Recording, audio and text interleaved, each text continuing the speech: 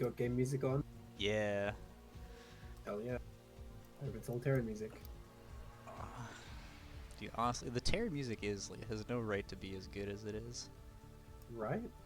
It's like the Zerg and the Protoss music, they're good, but the StarCraft 1 Terra music just The hits Zerg one is different. pretty badass.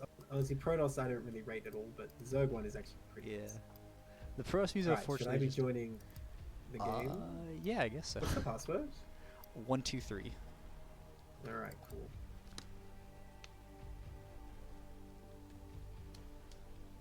Okay. Here we go. Let's do it. Let's jump in. Yeah. We got a lot to get through. We Let's do. not waste So any time. there's a lot to get through. So it is. Alright, I now have the list of groups without spoiling, so we're good. All right. So hopping into the first game of Group A. Let me just turn off all that. We have Jarcino as the red Protoss in the top right. And Oh wow. Marmo as the hot pink Protoss in the bottom left. You know, Jarcino is a fellow Oceania citizen, as am I. He lives in New Zealand, so, and I know him quite well, so I'm pretty hyped to cast him first up. Nice. So he represents literally your entire geographical region right now. Not just my country, right? Yeah, exactly. Yeah. I don't believe there's any other Australians in it, because I don't think Bugs Bunny played, did he? I don't expect he did. No, he didn't. So yeah, this is what we got. This is what we got. This is the peak. God damn it, Justine, you better not lose. So tell me, with the groups, it's like the best two advance, right? It's not like double elimination or anything like that. And we have had many tiebreakers, right? Yeah, we've had so many tiebreakers. I assume you played as well, right? Yes, I was in the tolerable tier. I was in Group C, so I won't be casting any of those games today because so this it is would all like the regular season. Yes. What's the other boundary? 1400 is it? 1350. I think you could probably make a case for 1400. Yeah. If you sent at least a couple bitcoins or something. Snipe takes Benjamin's, least takes Bitcoin. Exactly. Nice. Nice. So it's mirrored builds so far. Nope. PvP here on Polypoid. Yeah, So you see, you're a Protoss player yourself, right? I hate this map. Oh, do you? Everyone is saying, "Oh, it's such a good map," and I'm not here for it. Every PvP I've played on this map, I've lost. Really? Yeah, it's weird. I don't know why. Tricky. Well, look, I think it's really coming to its own. I think it's like almost the UFS is quite free. Although maybe it's like Silphid, where it seems good at first, but you find some problems. Oh man, but I love Silphid though. So. Yeah, but I think it's a bit too good for Terran sometimes. So this is my opinion. You'll be getting plenty of map opinions as long as I'm on the stream. Hope you guys True. Well, I think I've had pretty good PVTs on Silphid. So. Yeah, well, look, I just like it because you can screw it up bases. But why are we even talking about Silphid? What is the map schedule for RSL? Is it just you have a pool and both players mutually agree? Yes. So because it's best of ones, there are 5 maps that you can play. It's Polypoid, Silphid, Eclipse, Circuit Breakers, and Optimizer. Okay. Man, Marmo's going after that pile right now. We gave up. So, since you haven't casted me before, Simo, I have to get you rid of all the in-jokes. Yes. The Zealot, I don't know if you watched my CPO cast, you know what I think the Zealot looks like? What is like an angry father coming to slap that probe. Like, he doesn't want to run because it's undignified. He has to keep that just like slow menacing walk. And it's like, alright, you're getting punished. I don't know what you did. Oh, is he going to get away? Well, nice. Just he's keeping this alive. Yeah, so yeah, he's doing very good on that probe micro. Yeah. Ooh. Oh my gosh. And then the longer Dragoon you keep comes alive in your out. opponent's base. Yeah, it gives you a pretty big advantage if you see what tech choice they go for, of course. Yeah, Jarcino skipped the first Zealot. So I think he's kind of a little bit of... Actually, that's like like 100 mineral, like it's doesn't matter, probably not too much, but it is like 100 minerals that he doesn't have to spend until later. On that. What are you? I think on one hand you can say like at this level it's not a big deal, but when the higher you go, like the more every little thing's gonna matter. And like at the pro level, say for example, 100 minerals is enormous. Like, Right. you know, it's a big deal. So I mean, you can gotta kind of like take it in a spectrum, right? And why not make everything count? The thing is, if Marmo doesn't come across and do anything aggressive, yeah, it won't benefit very much. And we see Jarcino got for quite early robo here. If he goes straight for Reaver, it could be an advantage. We'll see what he wants to do with it. Yeah. In fact, like the Robo is a solid 5 to 10 seconds faster than Marmo, so that is a Yeah, pretty significant. Maybe even more than that. I'll count. You keep talking. One job. One job, Steven. It's about 10 seconds. Yeah, that's pretty good. Nice. Yeah. All right, so he does go straight for the support bank. Of course, you can go straight into Observer here. It's going to be safe against DT. But I guess he figured since he didn't see the Citadel going down brazenly into his opponent's base, it's not going to be so fast that he needs to get Observer first. So I like what Jarcino's doing so far. Yeah, and Marmo's going for Observer first, so Do you think definitely he'll come in and harass, or he'll just chill? with the Reaver.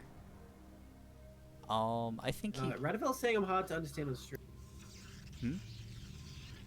Oh, someone's just saying I'm hard to understand on stream. Don't worry, I'll investigate. What were you saying? Oh, okay, hold on.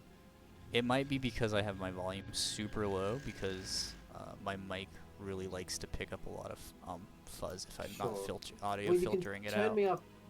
You can turn me up just in Discord if you don't want to turn anything else up. Okay. Can anyone in chat? I know there's 8 of you there. You can't hide. Confirm whether you can hear me or not. Am I too quiet? All right. Yeah, Radavel says I am quiet. Okay, I've moved you to 150%. So we'll see if that. You're both quiet. Okay, cool. Oh no, that's just turn. Well, that's right. Turn the stream up. Yeah, turn the stream. As long as we're both even, you can just turn your own volume up. Don't bring your problems to us. Yeah, exactly. This man is casting for 10 hours. He doesn't have time for your problem. Yeah. Listen, let me just. I know how my microphone works. If I turn my OBS like speaker volume up, it is going to like be completely fuzzy and just. It's not going to be a good listening experience for anyone. So. But it shouldn't cause distortion in OBS if you're in the channel a bit. I don't know. What about the game sounds, people? Can you hear it? A little better, says Radival. Okay. Hi, Dead Infested. What's up? All right. Use noise gate. I don't hear any background noise at all. That's in chat. Yeah. By the way, Jarcino had a solid lead here in probes. Marmo really slacking on that. I think in RSL in particular, that's an issue most players really want to work on. Mm-hmm. It's really an absolutely fundamental thing in StarCraft to just produce as many workers as you can as fast as you can, so not missing a single second of production. Okay, we were saying before, like 100 minerals, is it a big deal or not? I do tend to agree at RSL level. If, like, say, he just ran a Zealot into his opponent's base, it died and didn't do anything, okay, it's not good, but, like, it's not going to be a big deal. But if you're missing, like, 5 seconds of pro-production, I would be, like, on you about that, you know what I mean? Yeah, that is definitely something that's super important. Just even because it's super easy to think, oh, I've made enough probes because it looks like there's enough on your mineral line, but that's never true. Yeah, absolutely right.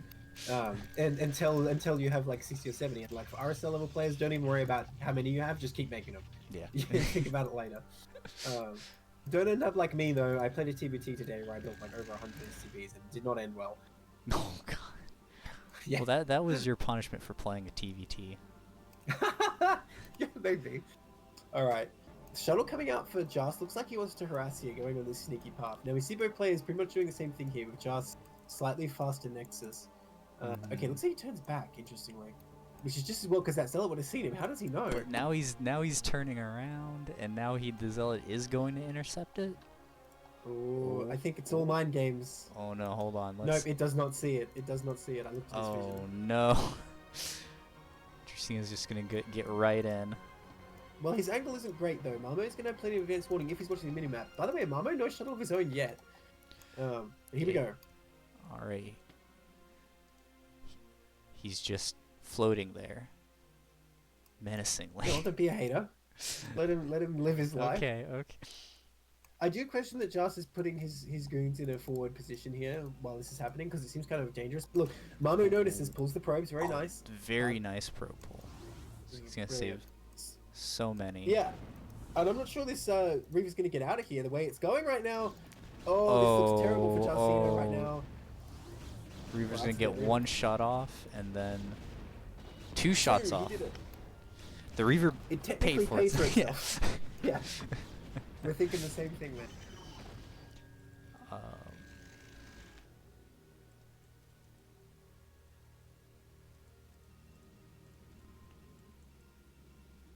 oh, and here's another thing that's really important in PvP. Jarcino's at 4 gateways while Marmo's only at 2 still. Right. Yeah, the thing is, even though that was a bit of a loss for Jarcino, he's still looking good with his superior probe count, right? Yes. It's one of those things where that kind of move can win you the game, and Yeah. when you're in a position like this, just throwing those kinds of moves at your opponent to see if one sticks is pretty valid. Yeah. Well, I mean, I think it's really illustrative of how important macro is, right? It's like, oh, well, Jarcino lost this unit, like this expensive unit, but he's still looking fine. He's still ahead in supply, just because he's making more stuff. Yeah. Oh, on.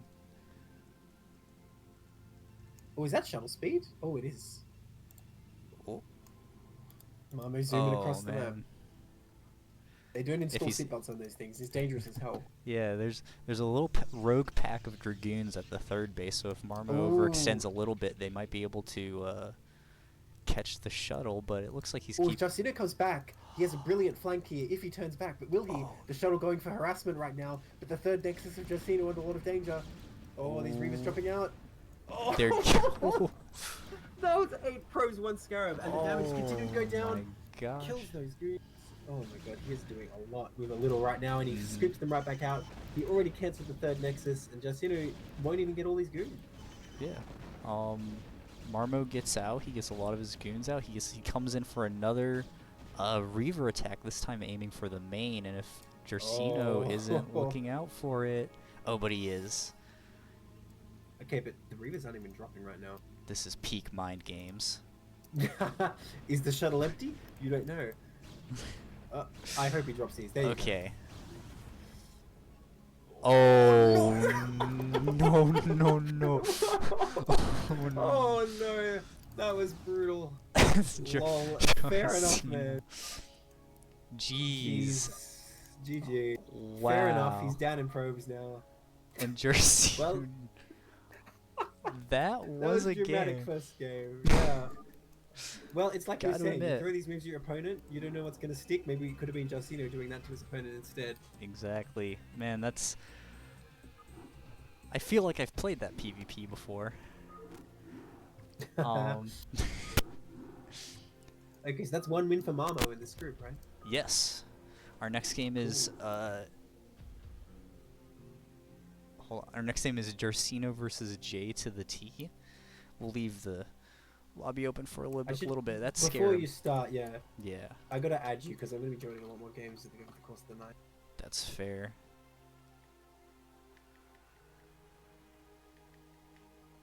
Actually, what's the command to add? Oh no, someone? It's FA, but it's doing the stupid thing where it says, "Oh, they're playing in a different region than you. Your friend request has been sent to the region they're playing, and they will receive the friend's request when they switch to US." Oh my god, you can try and friend that one, but I don't know what's going on. Wait, so it's F space A.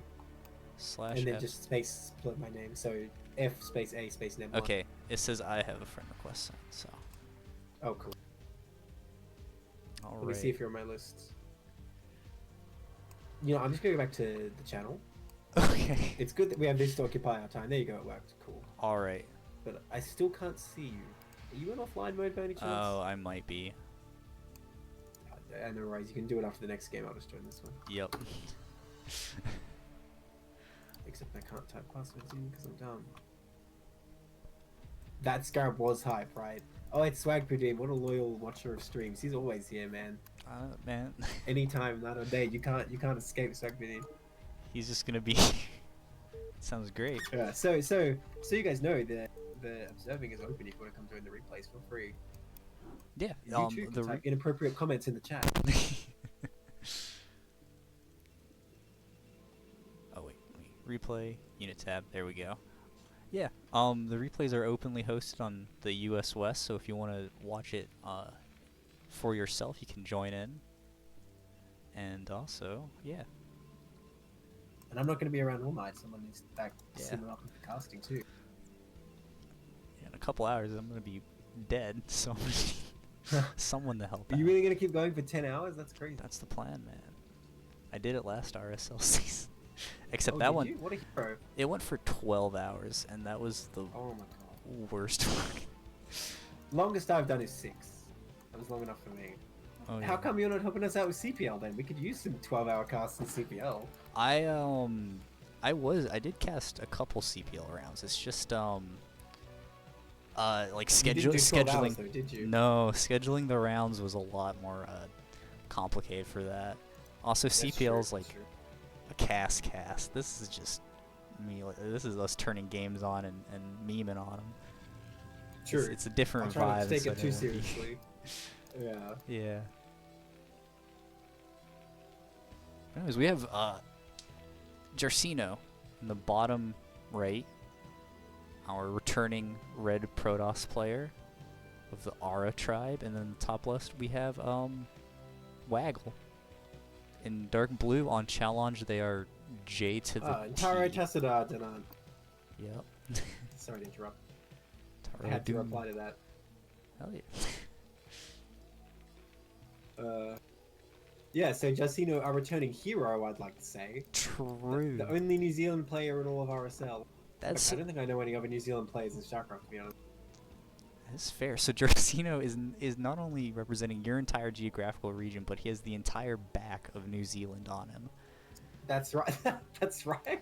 He's got to carry that shit. He is doing his weight. Luckily, it's a PvT for him, and if I understand my matchups correctly, this is impossible for the Terran to win.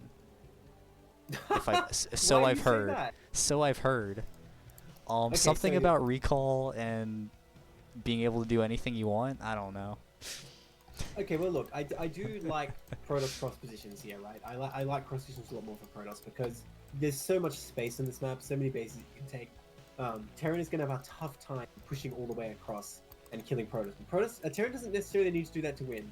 If Terran just cuts them up in half, they will have a win here. So if they say can take the top right and like all the bases around it and just fortify, you know, their line on the map, that is a win for Terran. Exactly. So, yeah, but there's a lot of getting there that's the problem. Right. Because there's a lot of open space that Protoss can use to just run around and do whatever, basically whatever they Exactly. want. Exactly, and recalls are pretty good here too, because of how far away the bases are from each other to some extent. And the thing is, this high ground base with narrow ramps, yeah, it's great to defend, but then you recall an army up there. How does Terra get up there and deal with that? Exactly. Be very So I guess difficult. unlike most casts, unlike most casts I do, it's going to be like, you know, we make our balanced proclamation and we get to see how it plays out. Exactly. This is a lot of games. If By the way, so you go. no, go ahead. By the way, Jarcino, I think we're a pretty solid build last game, and this game looks pretty good too. But Waggle actually already deviating a bit from the standard. They missed like a depot. So, I mean, we will see this a bit in RSL that some people are not going to have, you know, a refined build order, and it may hurt Waggle going forward. We'll see. What were you going to say? Oh, I actually forgot. So we're all good. So now this is our toaster for what's up. Artosis proof. Of course, Artosis says every map is OP for Terran. I mean, sorry, OP for Protoss. That doesn't count. True. What's the best TVP map? Circuit Breakers, I guess. So Artosis would be on Circuit Breakers and be like, wow. What? No, Circuit Breakers is too. I'm pretty sure that's Protoss favored. Oh, really? Carriers. I always thought it was Terran favored first Protoss. Carriers are not that good on Circuit Breakers because the center is extremely open, and it's not that hard for Protoss Terran to push any location. Let me see what the stats say on Wikipedia. Stats on Wikipedia say Terran wins 51.6% versus Protoss, so pretty even actually. Okay. That's very even. Then I stand corrected. But you got to compensate for flash, you know. True. Like if you take out the free 5% that Flash puts in. Yeah, there, exactly, right? That's how TVP works. Okay, so we see a pretty standard expansion coming up here, but Waggle going for the mines first. I like it, but I wish he would make a vulture, because you know tanks can't lay mine. That is an interesting strategy he's going for here. Well, as long actually, as the vulture out soonish. the tank can help push back the original Dragoons even outside of True. Steve. Whoa. Almost had another wide Protoss warp moment there, but not today. Exactly. That Dragoon was having a bit of a flashback to how he died as a Zealot and wanted to relive his glory days. That's right. They sent him in, and you know, his friends and family were like, "But you'll never get out of that Terran base." And he's like, "I will give my life for Ire." And here he is, working 9 to 5 as a Dragoon now, regretting his life choices. He's now going back to the base to recruit other Dragoons to let them know Yeah, that's right. about great Well, 'cause opportunities. he doesn't really want to do it now. Yeah. He's like, "Oh, hey, bro, you should go in the Terran base. I heard there's like unsieged tanks there for you to kill." Yeah. What does a goon want to attack? Even an unsieged tank's kind of scary. That is fair. Like, I don't know if it... SCVs are like scarier than tanks, so don't even think about that. Yeah.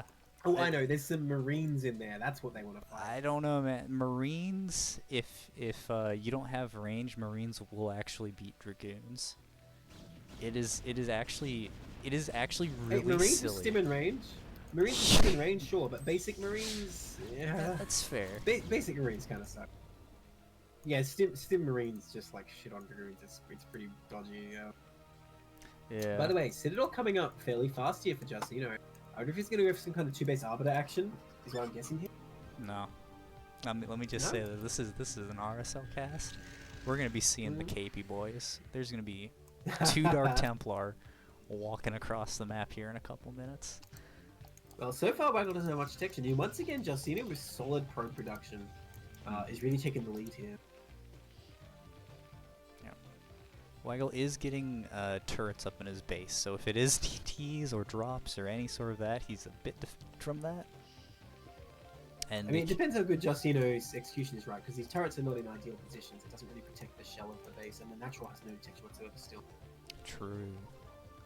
It looks like you're right, because I didn't see a Stargate yet. And hey, I've got to bring the CPO rhymes over.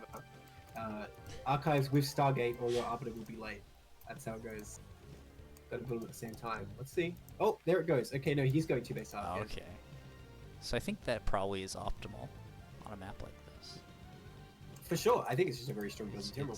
Yeah, getting arbiters and then being able to just have that flexibility to recall and stasis and essentially just have complete map control. I think you know, I don't know if it's true, but my feeling is that most Protoss start their learning journey with something like 28 Nexus into 3-gate obs, or something like that. So, you know, if you're like a low-level Terran player, you probably see mostly either like Zealots killing you at 2 minutes, or that. So you might not be expecting this kind of like super fast Arbiter play. It might catch you a bit off guard, and you know, I'm guessing Waggle's not that experienced based on his build that I'm seeing. Yeah, well, that's the point of RSL, is they get a lot of experience, have some play against players roughly around who are also somewhat new. Ooh, the Observer. I like that Jarcino's keeping the Observer alive. That was really well done. Yes. Great reaction time. Oh no! Oh, He's playing with fire! He already knew they were there! Those turret operators have earned their pay grade. They must be very happy when they get to shoot something, because they stop spinning for 1 second. Then again, what about like the deceleration? And they like jerk around to the correct orientation instantly? Oh my god. Imagine the G-forces on that. That's Oh. rough. Waggle scanned for a 3rd base, doesn't see it, and now is sending some vultures out to, I assume, get some scouting in, maybe some harass. Just open up Jarcino just a little bit. Yeah, I hope that this tips him off the fact that there's 2-base Arb or something coming up. Let's see. Oh. But yeah, like I was saying, I think, you know, some newer Terran players might not even know that this is like a threat. So might not be prepared for this possibility. Yeah.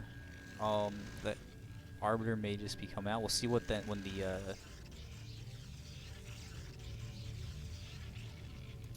let's see where we're going. Jarcino's low on gas, unfortunately, so he can't get an Arbiter and an upgrade, but of course, you should always get the Arbiter first in that case, so at least you can build up energy, and it takes a really long time. Yeah, I'm pretty sure you can... The most surprising thing, or at least when I was playing Protoss, or when I learned this, I was like, it makes no sense, is that you actually never upgrade recall before stasis, because the amount of time it takes to build an Arbiter and for it to get the energy, you can have both of those upgraded before recall is. Absolutely. That's a Or pretty bef- important yeah. like learning piece of advice as well for the Protoss out there. Steammate's absolutely right. There's no reason to do that unless you really need to save 100 gas for some reason. And look at that, he's getting recall first. And Jarcino does need to save that 100 gas. He's down well, to... he hardly has any, only on 2 gas here. I mean, look, I think it's always risky. It's always super risky to go for recall first, but I don't dislike it at all. If you want to take a risk, I think it's fine. And here's the thing, right? Yeah. Sorry, you go.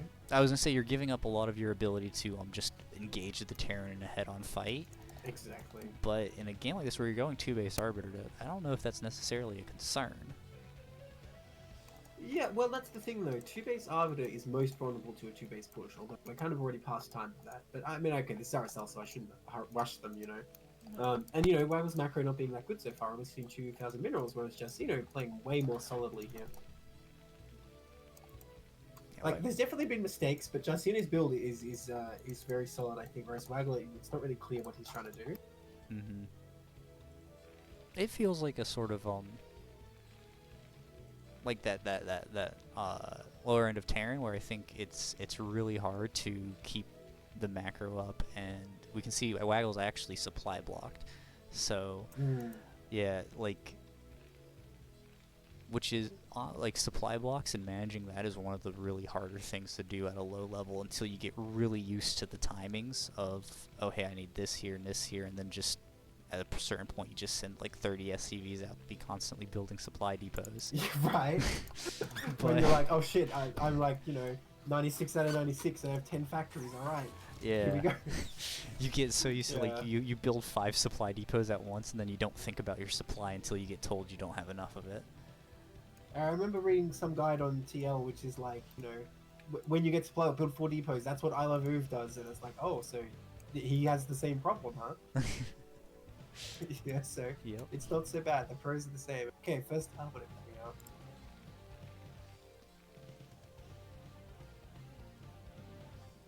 Why are they so spiky on the back? Like, I guess they're like aerodynamic to the front. Ooh. I guess it's... Be careful with this watch. Yeah. They don't even go that fast, though. Like, look at a Mutalisk. That thing is not aerodynamic at all. But it's way faster than... I don't know. It does flap. It flaps pretty hard, I guess. It flaps very hard. But Arbiters have that glowing stuff coming out the back. Although now I think about it, it makes total sense that Corsairs are super fast, because, I mean, look at them. True, they have such a low profile.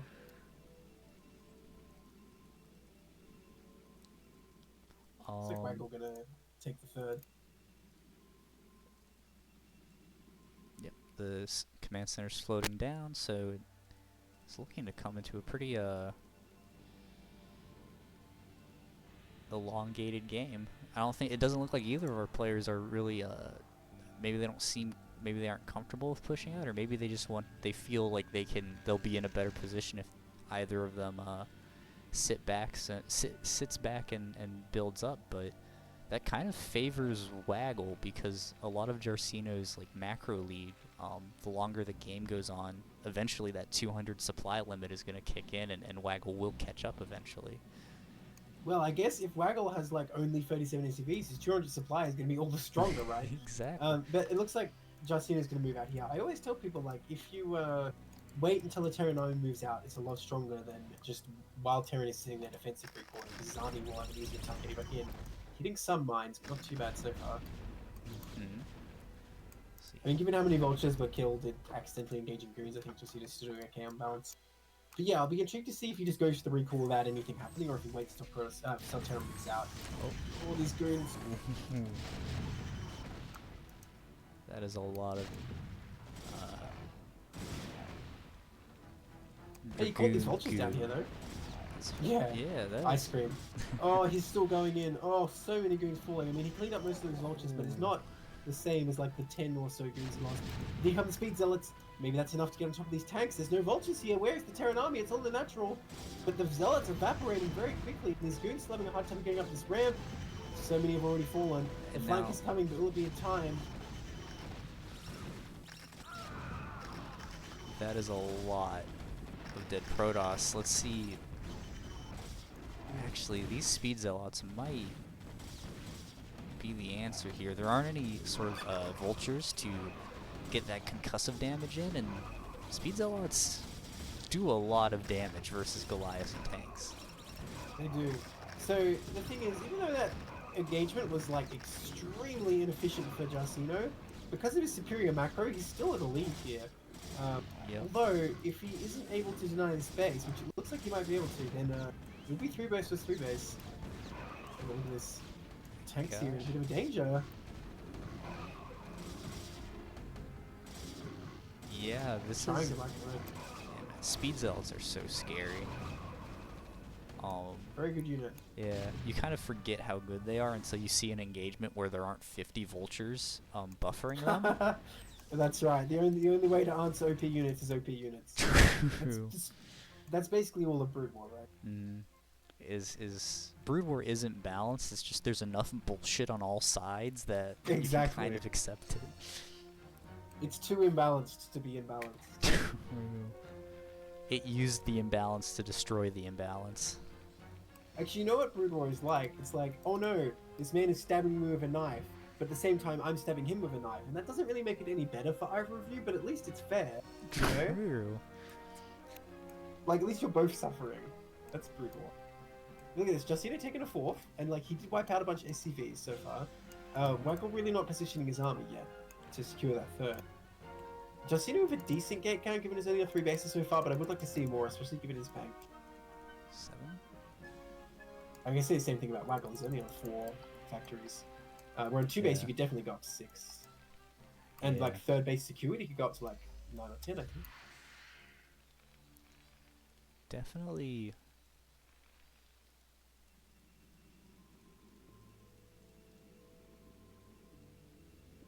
Yeah, there definitely is a lot of bank building up that they don't have the production to get rid of. You gotta save it for later, right? True. I mean, No Arbiter spells being cast at all yet, by the way, which is kind of disappointing. I wanted that sick recall. yeah, I think if the Arbiter and that little small group had maybe just even flown over the 3rd and recalled into the main, this might have been just a straight up win for Jarcino. Yeah, maybe. Well, I mean, that would have saved all those goons from dying pointlessly to the tanks, right? So yeah, It's probably. true. Swag says, Look at this, the Arbiter is going on a path which suggests recall to me. That mine did not see it. True. There's 2 vultures at the 4th, Waggle's 4th, so it's possible that they'll see the Arbiter, but it's hugging the wall pretty Ooh. hard. Yeah, that's a nice path. I like it. Let's see. Oh, it does look like the Arbiter is gonna snooch on past him. Oh wait, nope, never mind. I was predicting it was moving, and I had vision turned off, and Oh, here we go. Here we go. It's Alright. going. No, it's going straight for them. Oh. oh, Okay, technically. Do you think Waggle noticed it though?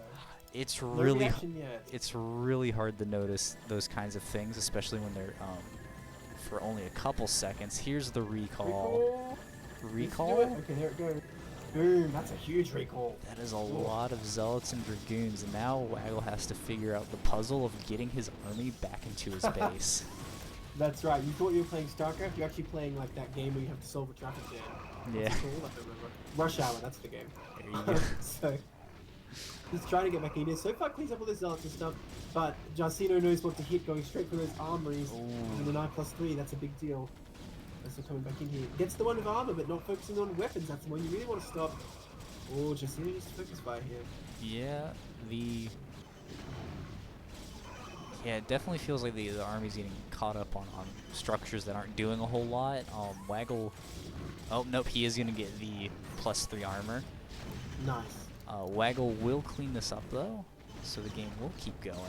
But you know, he got the deny on the +3. He's gonna have to rebuild that engineering bay for turrets.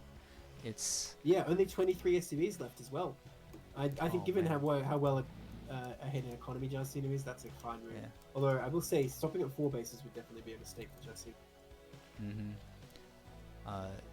Jarcino is sending in another fully energized Arbiter up, Ooh. so we might see the back-to-back recall. Nice micro pulling that back. That's a good move. A lot of players will just leave it to like aggro to the turret and try and 1v1 it like an idiot, but Yeah. this Arbiter is smarter than that. Oh, stasis! Nice! Very nice stasis. He even had enough energy for another one. Very nice indeed. The Zealots are trying to do their best. Well, there's only one vulture trying to stop him.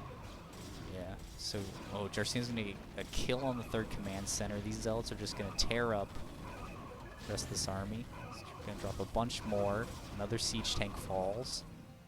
Wow, I didn't really think I could see. Look at the Earthstone. It's like the Earthstone is that tank's pet. It's like, why aren't you moving? It's like a tragic moment. Oh no! Cheers.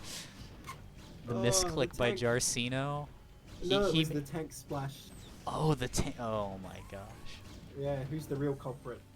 Don't blame Jarcino. This is. Oh. Nice, picks up those stasis. War It's is very nice to hell. Jarcino. That's right. Oh, it'll lose the rest of these goons. And you know what? Waggle building a base at this 9 o'clock. If Jarcino doesn't notice, that could give Waggle a way to hold on here. But he really needs to kick up his SCV production again. He's anything production. I mean, look how much money he has. I mean, Jarcino has a similar amount of money, but he's closer to max, so I'm not as concerned. Yeah, Waggle just needed more factories, and like I was saying, his build was not precise. Yeah, he didn't really have anything else going. He's at the point in the game where when you have a bank like this, you just click on all your buildings and face roll the keyboard and just get whatever they make. Yeah, that's it, man. That's it. It's like, what am I upgrading? Stim for a mech army? Whatever, I need to spend the money. Let's get optical flare! You can blind the arbiters. Actually, you know, I think restoration is even more useless in this matchup. Oh, man. What protospell can you restore? You can restore Maelstrom. I think that's the only one. Yep. I wish you could recall Stasis. Then I'd be making tons of it. Be really funny if you could restore mind control. Just the battle of 2 useless spells. Yeah. Well, the medics have a big edge there, though, right? Because restoration only costs 50. True. Also, it doesn't like delete your shields when you cast it. Not the medics have shields. Well, I mean, in a manner of speaking, they do, don't they? They run around carrying that big old shield. Yeah, they just they don't have cool shields. That's right. They don't have fancy sci-fi shields. They have like medieval shield. Yeah. I say that the Protoss are the ones running up and like stabbing people with their freaking hand knives. But they're cool hand knives. Okay, but like, you want to win a war, you're gonna do what's cool, you're gonna do what works. Like, I feel like this is the difference between Terran and Protoss philosophies. Terran are like, alright, we're just gonna fill the whole landscape with mines and missile turrets, and like, it's not pretty, but the opponents can't do anything, whereas Protoss is like, yeah man, we're gonna like teleport behind them, we'll be invisible, and then we'll cut their throats with our psi blades. And we'll throw all their units in like a little stasis cocoon. Yeah, that's right. Like, oh, can we kill them there? No, it's impenetrable. Oh, they can't do any damage. Yeah, exactly.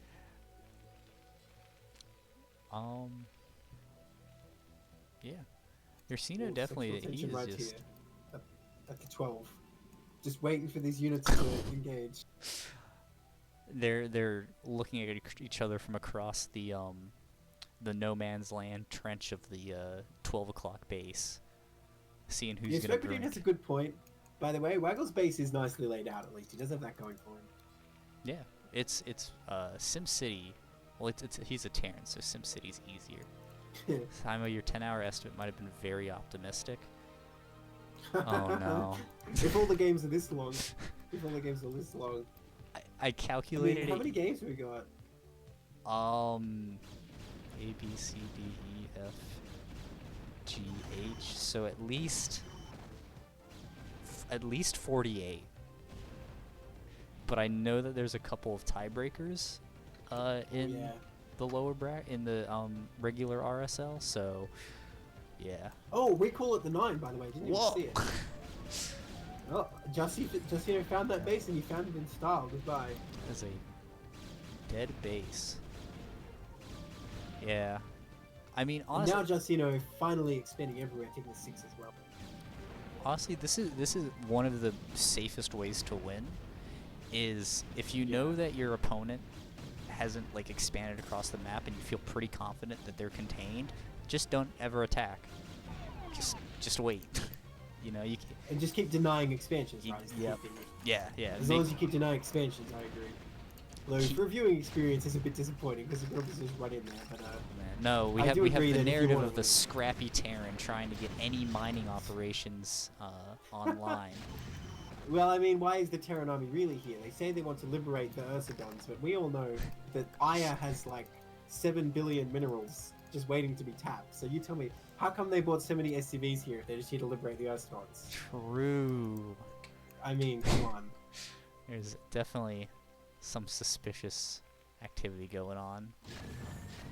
Although, you know, morally great, because of course Protoss are minus 2. Here we go. Big attack coming in from the right.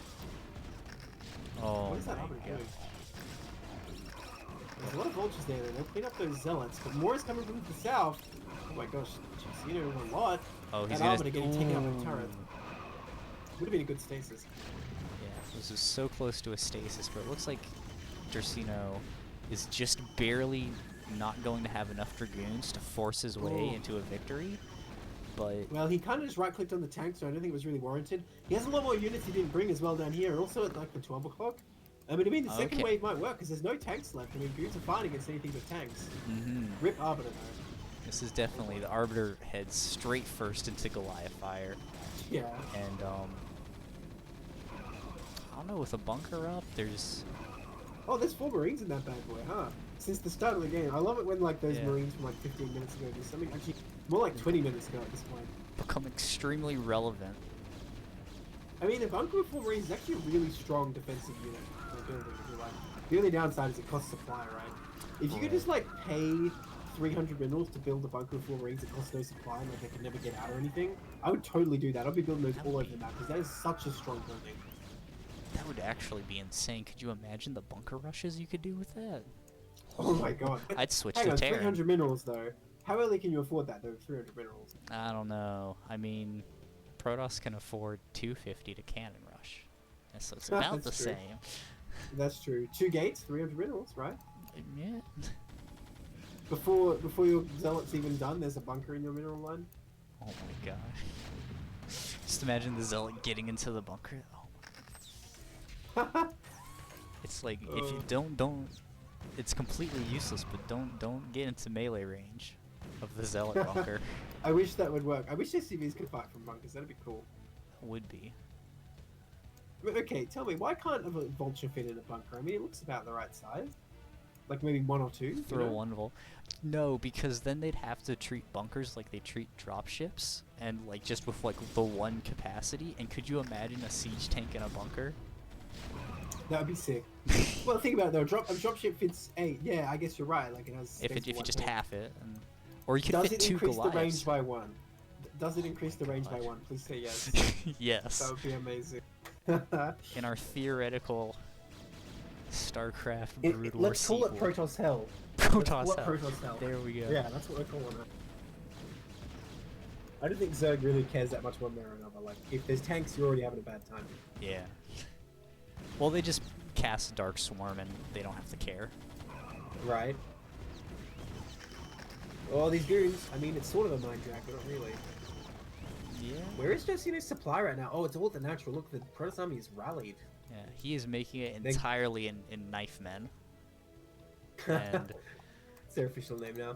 Well, you know, when you have a bunch of them with speed, though, that's a football team. It's the official, you know, collective noun. and they will be able to tackle Waggle out of the game. Yeah, that's what they do. They just run in and tackle you. You can't react. The And the way to stop them is put landmines in their way. True. Man, you're making football sound a lot cooler than it actually is. Well, I mean, here in Australia, we have rugby. We don't have like good iron. Oh, true. Oh, the drag. Yeah, I mean, it's kind of worth it actually. Yeah. I really wish he'd just bring his entire army. He has the like Protoss horde here. Let's get over a yeah. You know what this Like- is like? This is like 300, where like he's sending the 300 when there's like the 10,000 Greek army back at, you know, Platea or wherever. Right. Lucky Noob Except says the why Terran not is like just the make underdog. probes with the I think supply. probes are a good unit. I mean, with 10,000 minerals, I'm pretty sure you could make probes and win. I know, man. Vultures are pretty good. And he's got 2-3 now, or 3-2 I Okay. should say, so... I mean, you can actually kill a hell of a lot of pros with that. That would be a true challenge. I mean, if the he wants to vultures sneak on up into the fourth here, and they're gonna angle just right to kill a bunch of probes. Nice move here. Like you say, with so much in the bank, does it really matter that much for Jarcino? I mean, Weggle's still only on 20 probes. He's only got the third one from. Yeah. That's it. That's an amazing move 10 minutes ago. Right? Well, hey, it's all to the good. If like, you know, of all the things from this game, it's like, okay, macro needs work, but Vulture run by is looking good. Keep that up. Carrier's coming up from Jarcino. Obviously not confident in the game of his army. To be honest, like I was saying, if he just bought all of it at once, it would be no problem. But nonetheless, Carriers will get the job done. There's not enough cannons in here. I mean, this is a lesson for all Protesters. Oh, okay. Carrier actually backs off.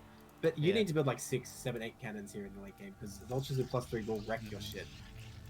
Thinking, oh yeah, cannons beat vultures, I only need a couple is completely wrong, because late game, vultures tear through them. Especially with 3-3, right? Because cannons don't benefit from upgrades except for plasma shields. So, by the way, this Arbiter in the bottom left is giving me hope that it's going to go for another recall without waiting for Carriers, as soon as it has the energy. Yeah, I mean, there's a good clump of units outside the main that looks very recallable. That right? That's the whole plan. They're all clumped. Yeah, I gotta say, Protost's upgrades have not been that good though. We're on 2-1 right now. Yeah. That bad boy's heading there, but his energy's too low. He needs to wait a bit. Oh, okay, he's just in time to set this SCV. No, he's going in. SCV's gonna spot it. He's gonna. It looks like he's gonna go for a recall on the 3rd. That's fine, but this is still too early. Look, he's 5 energy off. Oh no. Oh, he got EMP'd as well for his trouble. Oh. So Waggle's making very good play. I mean, see, this is the one downside of playing that safe style that I was saying is usually really good at these levels of play, is if you play too safe, all of a sudden like you open it up so that the Terran might be able to come back. Absolutely, like Jarcino could have just kind of shoved his army in there, but as I was saying, the key thing is have all your army fighting at once. Don't leave half of it at home, right? I mean, I think Jarcino is still confined in this game, because once his carriers come across, he accidentally, I assume, made 2 Corsairs. I don't think they were intentional. Let's see if they can pick off a vessel. Let's see. You want to hear a funny joke? Yeah. Corsair damage versus science vessels. Well, it made me laugh. So well, they took it from 80 to 40, so. Wow. Okay, is the battle cruiser the unit with the highest base air armor? What do carriers have? I can't select it because it's putting in separate. Let's see. Carriers. Oh, yep. Let's see. See what I mean? Carriers have 4 armor. 4 base armor. What? That's crazy.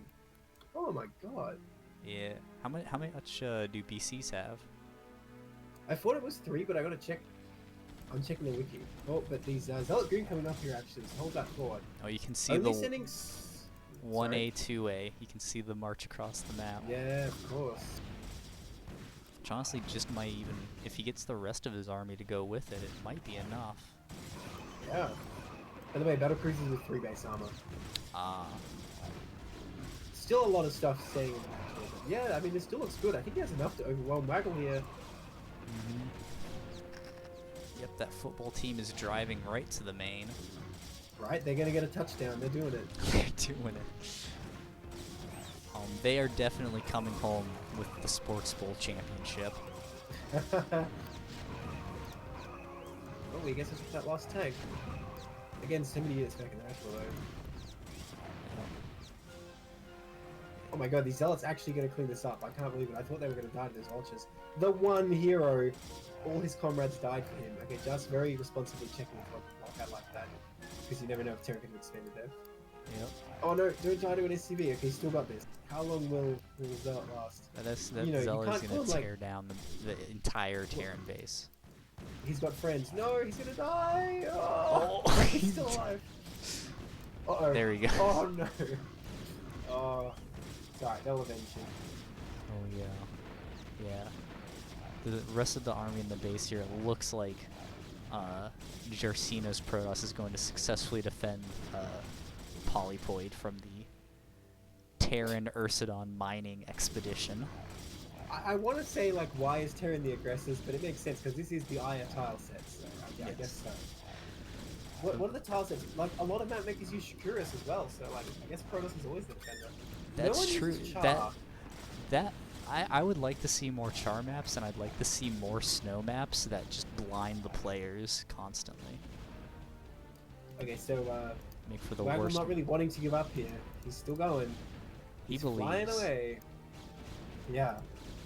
It's a strong sense of hope here, but you know, once there's a lot of things for the Protoss to kill in this base with the factories floated away, and it looks like Look, here comes Jarcino. the, Yeah. the Conga line. It's heading over. See, football team is the specific term for zealots running in, but Conga line is for any army that's coming in along the line. Yeah. Oh, the beautiful depot city. Look, say what you want about the environmental destruction that Terran invasion has wrought, but look at the beauty they have created. Yeah. Protoss can Please never stop. understand this. There's civilians in there. Are there actually people in there though? Maybe. I don't think there are. There's just quote unquote supplies. A zealot has arrived in Depot City. Help. I would not want to come face to face with a zealot in real life. Oh no. Because like, I can't imagine them being friendly. They just seem so angry, you know? Yeah, I mean, and also aren't Protoss like canonically like 8 foot tall or something? Yeah, they are. Could you imagine a very angry one with like sword arms just running at you? Yeah. That is, Okay, he finally found this 9 o'clock. This reminds me of the CPL finals a bit, to be honest, but here we go. So if there's a takeaway for Jarcino and Waggle watching this, is that you guys played like CPL finalists. Nice. So there you go. Well, actually, you know what? Both players did a lot better than what Neon Sword did in the CPL finals. So GG. Isn't he, was that the game where he started by floating the command center out of the Yes, main? it is. Oh. That's the game that was like the deciding game. Not that I'm bitter or anything. Alright. So that was GG. So Jarcino is making up for his first game loss. And so our score right now is... Lucky Move says premature GG. You don't quit until the game tells you you've lost. So... Lucky, you make me a good point. When he kills a Terran base, he always targets the flying buildings first. That's smart. I kill it. Okay, turn yourself on online mode. Oh, right. Hold on. Actually, I'm going to have to... Yeah. Be more convenient for switch future. this. No, I'm running StarCraft on Linux, and it does not play well with tabbing out to BattleNet to change the modes. You don't have to do it in BattleNet. If you go to a channel and then up in the top right where it says your username, you should be able to go to online, hopefully. Okay. Well. There you go. Your friend Radsimo is in StarCraft.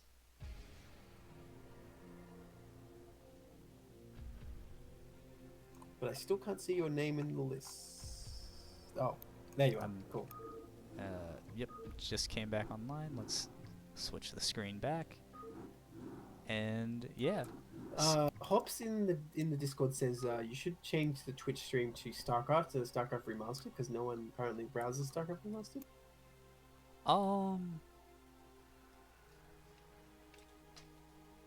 Is there a difference?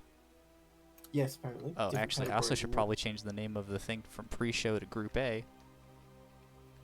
True. That might help. Group A. Well, we got time, right? Yeah. Alright. RSL 6. Well, I'm going to be right back anyways, so we can get more people in the lobby as well. Alright. You want to put it on that too sometime.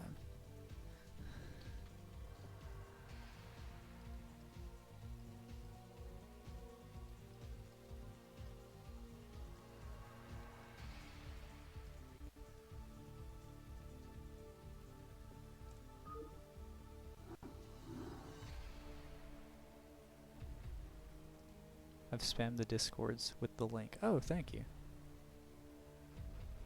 Hell yeah. RSL's great. If any of you watching this are in the RSL Discord, we are live casting from, I think, the Game 1 voice channel, so if you also want to hop in, just feel free at any time. During a cast, before a cast, after a cast, just... It's all open game. Also, the hello Rubaj. Want to cast live? Yeah, are you in the RSL Discord? It's in one of the voice channels there. Additionally, if you just want to watch the replay in your own view, you can join US West and follow the game name RSL Cast, and the password is 123. Yeah, should. Okay. Alright, I've returned. Alright, I was just shilling for people to come join the cast. Talk about Nice. StareCraft. My dream is to get eight casters in here to just. Oh, that would be sick. That would be amazing. Yeah, Lucky, why don't you join? I know you've got a microphone. You're in the RSL Discord, aren't you? Yeah. But don't want to come. English, not my first language, so I'm kind of shy. Oh, Fair enough. yeah, that's fair. You don't have to say anything if you don't want. You could just lurk in the voice chat in the lobby. Yeah, you can lurk in the voice chat, lurk in the lobby, have a good time.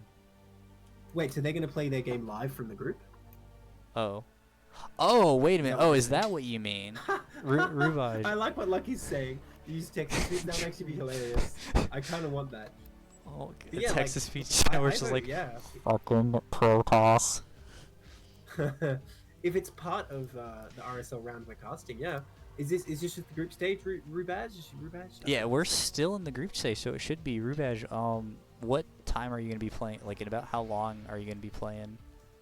I will say, Protoss Rubaj, lag is a consideration, right? So True. it may be better you just give us the replays right away, because I'm in Yeah. Australia as well. So just uploading it to. Also, you guys are in Group G or something. I'm figuring I'll just go in order A, B, C, D. So, we'll see. If you want to join in when we cast your games, though, to talk about like the experience of playing them, so that like if we say something, you're like, hey, I noticed this, or can get like live updates. Yeah. Lucky, what's your excuse? Why aren't you in the RSL Discord? Come join the West chat. Sure. Man said, give a while to wake up. Eating cucumbers. What? Okay. Right. Okay. Very loud. Well, when you finish eating cucumbers, we're gonna go ahead and jump to the next game, which Is it just me, or does that sound like a euphemism? You know. It might be a euphemism. I've seen replays with Lucky Noob in them, and I'm not entirely sure it isn't. I've seen how he plays But- StarCraft. I think almost any vegetable can be sexual if you think about it too hard. I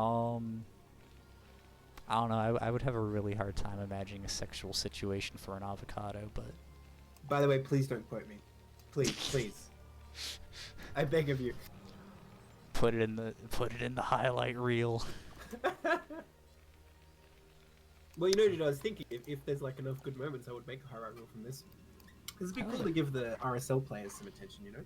Hang Yeah. on, now that whoever that is just joined the chat, I'm going to be right back. Okay. Did someone join the chat? Nerfingen. Hey, man. I was just OCD checking that didn't close the door that will stop everyone from being woken up. Who is here? Is it Lucky?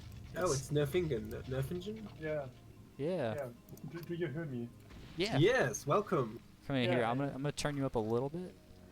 So. I see you cancelled that depot because it was one tile too far to the left. Know that deep down I approve, but it does cost you minerals. It's probably better to put it in the wrong spot. Price you pay for perfection. So yeah. Was this the first game you played for the week, or? As I don't see the game right now, I don't know. Oh, it is versus Jarcino. Here, I'll stream. I for you. know that's not the first one. Come join Okay. my Discord stream. Yeah. Yeah, I can also just open the stream if I find it. The problem is the Twitch stream will be delayed 30 seconds, but the Discord stream will not if you want to join that. Okay. So, do you want this to be like a coaching experience, or would you rather we just enjoy the game? We can. I'm fine with either way. Okay, well, if I see anything obvious, I'll say it. I'm trying not to get into yeah. SimCity because I always nitpick on that. Yeah. I'm more interested in sort of like, do you remember like your mindset in this game? Like, do you have any? Did you have any specific strategies? You were like, hey, I'm gonna try doing this. No, I mean it's a PvP, and from my perspective, it's TvP, and I just wanted to play something more or less standard and just see how it ends. I mean, I don't play this game Okay. for a long time, right? I mean, I don't even. I've not seen the time where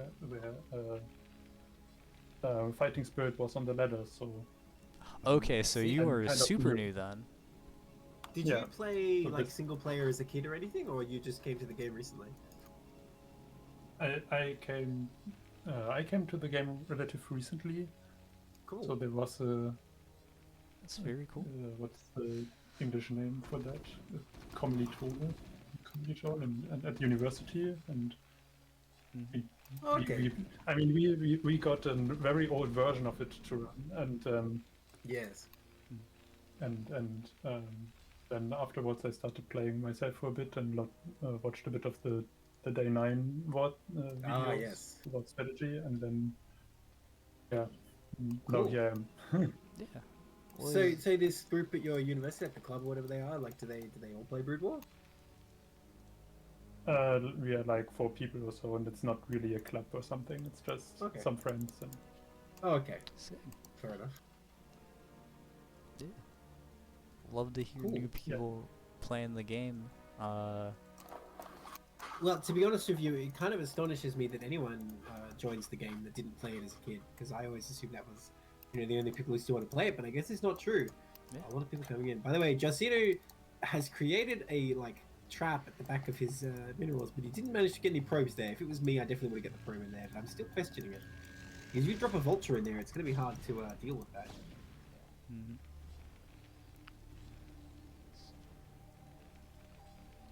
Ooh, eBay coming up super fast here, so yeah, Nerfingen, maybe looks like you're trying to play very safe here. maybe probably your command center first would be a bit more economic, right? And then But like I said, if you want to make it a coaching experience, I can advise on this. Unless Protoss is going for like a proxy, then you can always get your command center, whether it's on the high ground or low ground. Maybe you have to make it on the high ground to be safe. But either way, you should be able to build it and then get the eBay, and there shouldn't be any way Protoss can get anything fast enough to kill you as long as you build the eBay quickly after the CC. okay, yeah, that's nice to know. But it still looks fine as long as the CC comes up here fairly soon. But Jarcino's probe production is formidable. We saw in the last game he was able to mine a lot of money, even though he didn't really get his army to engage very well. He just had so much more than his opponent. There was not much he could do.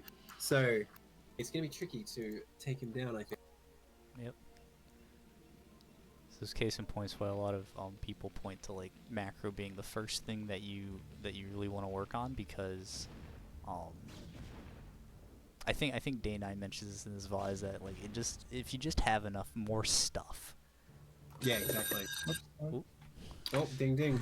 It's Yeah. time. It's time. Thanks for coming. No. Where do we You throw are- like the people from RSL we don't want anymore, like down the incineration tube or something? they get sent to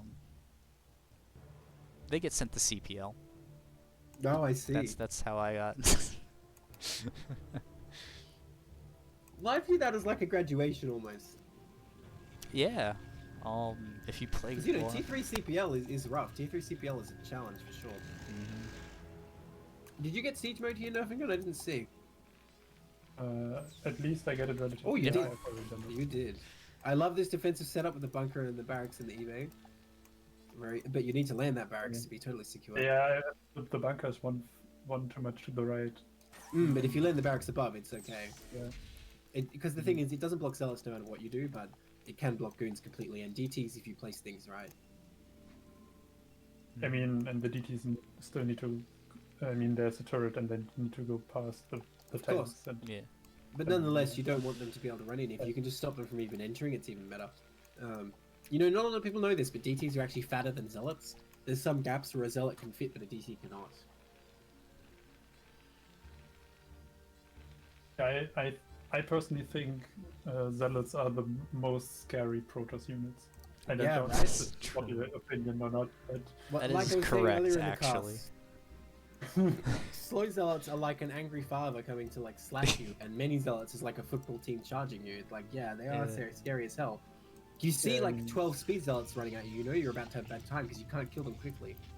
Mm, I mean dragoons are fine, but zealots are scary. yeah. Mm. I really like Dead Infested said scouts are pretty scary too, and I feel like this is accurate because someone would only build a scout against you if they were so confident that they'd be able to win. True, true. I mean, I don't know if you saw in CPL, what was his name? I'm trying to remember his name. Well, Tilvani making the scouts was like a friggin' power move. Because he did like 9 gates in base, like 2 games in a row. No, 3 games in a row. I don't know, some ridiculous number of games. Won them all, and then he pulled out the scouts in the final game and just destroyed. That's amazing. It was amazing. Oh, That have taught me turrets are great. turrets They are. are. Maybe that- Yeah, they see Terran. Like I don't know why Terran would ever go like Academy before, like get the comp stats faster than turrets because turrets block drops, they block DTs, they block Arbiter. Yeah, Like, but they're expensive, right? I mean, Well, look, allow me to play Well, devil's I'm- advocate. Because you're talking the when I two play- Protoss players. We build 50 cannons in a base, and we feel like we've made a good investment. There's an hey, entire. I'm a Terran player. Don't get me confused. I play Terran. What? I thought you were a Yeah, Protoss I'm a player. Terran player, dude. Oh No, my gosh. I've been lying to you this whole time. My God. So been- look, I prefer so much to get the academy for a couple of reasons. One is that it costs more minerals if you get turrets all over your base, right? Because each one costs more and more minerals. Second is you have no offensive power with turrets. Like say they went DT, right, and you want to push, you can't push with just turrets. Like you need something to detect on the move. If you have academy, then you can build up scans and push soon. So there are pros and cons for sure, but like I don't mind at all what you're doing.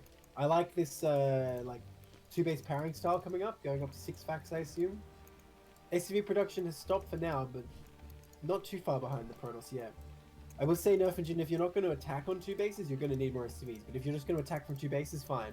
Okay, but see, here's the thing. If you're getting a 3rd command center, you're going to want to get like way more SCVs, even more than combined on 2 bases, because then you can transfer them when your 3rd is done. So don't stop on that SCV production. Always keep going on that.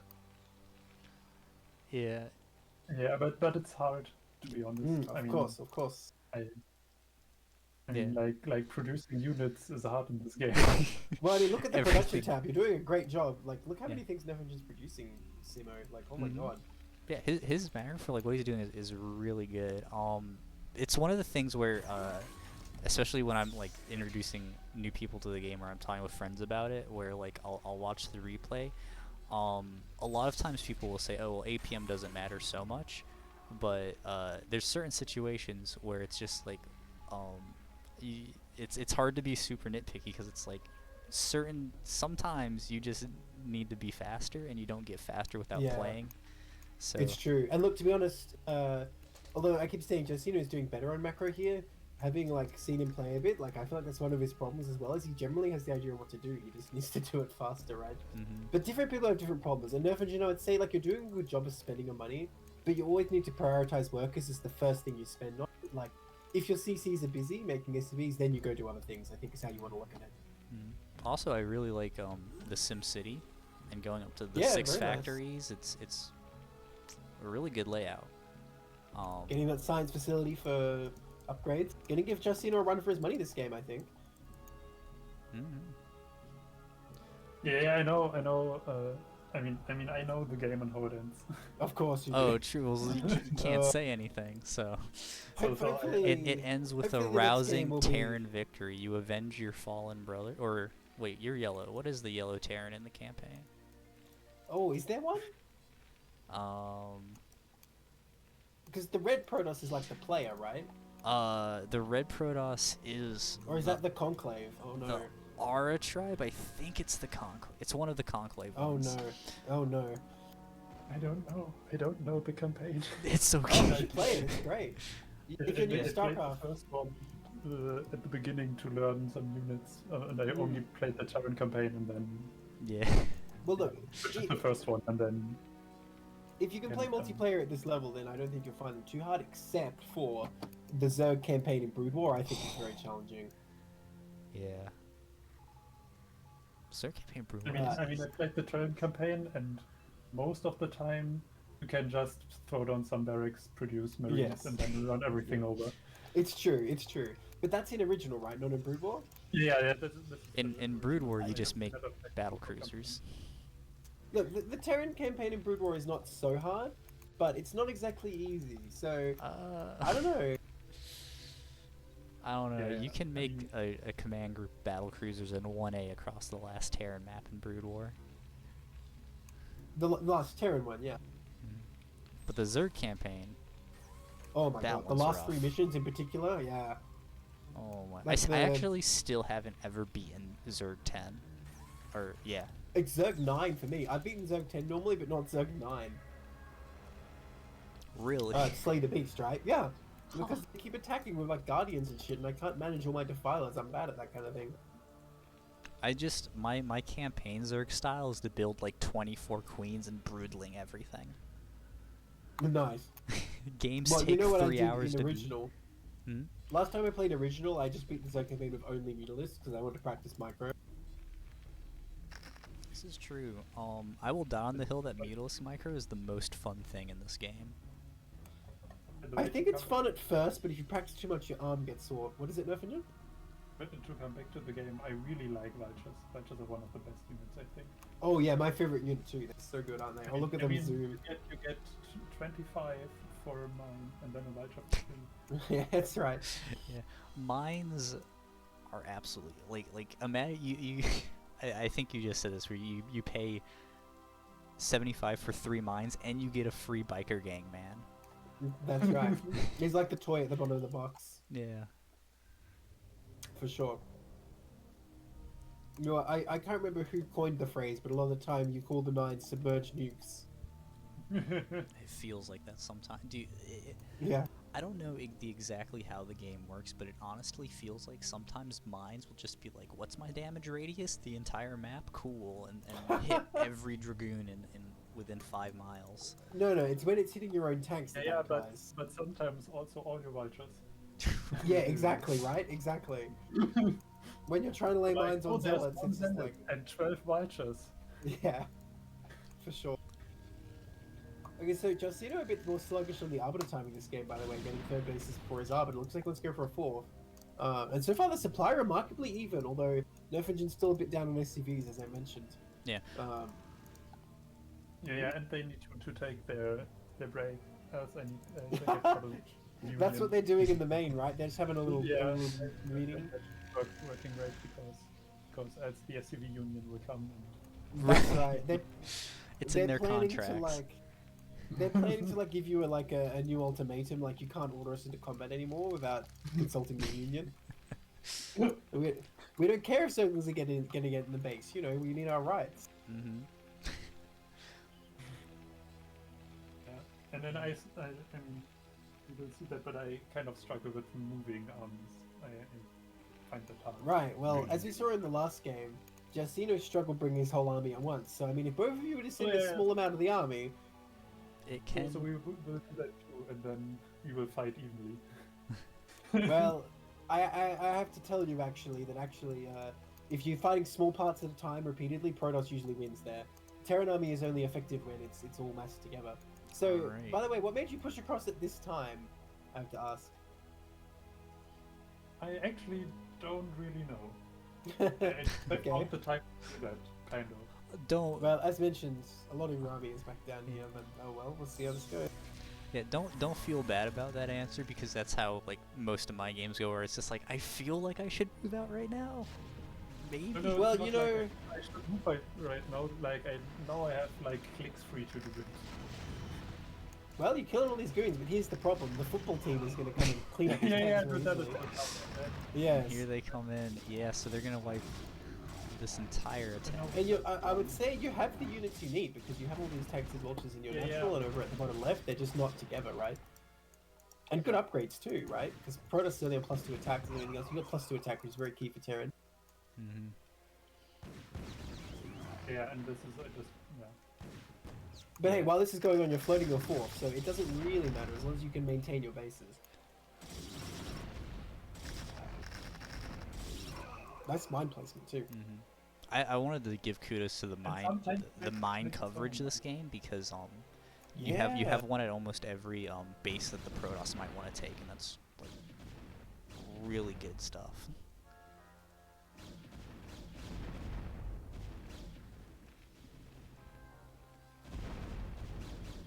One thing I will say though is I think I like the 6 o'clock base more than the 3 o'clock in this position.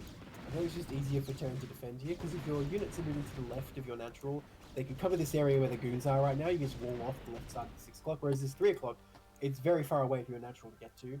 And look what's going to happen. A recall's going to go down. I mean, this is a very common occurrence here on Polypoid. So it's something to think about. Your base choice is important here. By the way, Jarcino has spiked up in supply now. I mean, he's not mining quite optimally. Not as many pros as last game. He is pretty much maxed. But nerfingen got a formidable army himself still, but those upgrades not starting. +3. I mean, as good as +2 is, +3 is just even better, you know? Yeah, I know. And if I recall correctly, the right base won't mine for some time because. Oh. Well, you know, that's kind of that kind of gives me hope though, because that means it's not going to die anytime soon, which I really thought it was about to get recalled and die in like the next 2 minutes. Yeah. It has to settle some disputes with the SCV union before they agree to the new workplace. Dude, isn't that just the story? Like you see the construction site, nothing happening. You wonder why? Because the workers are on strike, right? Yeah. They couldn't find anyone who was willing to transfer over from their cushy 3rd and 2nd base jobs. That's right. Everyone wants to be working in the main. But damn, now this is a scary army from nerfingen. Look how many tanks there are there, and this pure goon army is gonna have a tough time. Yeah. What's that, nerfingen? Tanks move out. Right. All siege. Goons are just ice cream containers for your tanks to pop. Yeah.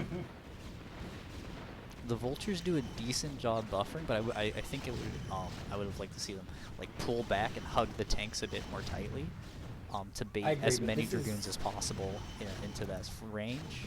But still a very still nice a very fight. efficient trade. Yeah. Yes. Yeah, huge damage. Oh, but the third, the recall. Oh no. Oh Well, man. these tanks should be able to pull back, but requires a rapid reaction, unfortunately. So far, they're stuck to the ground, and a lot of SCVs falling, and nothing didn't have that many to begin with. Oh, the CC falling is a huge blow. Just well, the 3 o'clock CC is still there.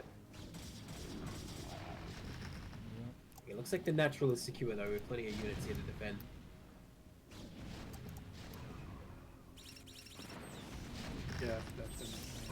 Yeah, but this small force wedges its way into That bunker though, dude. The bunkers are so good.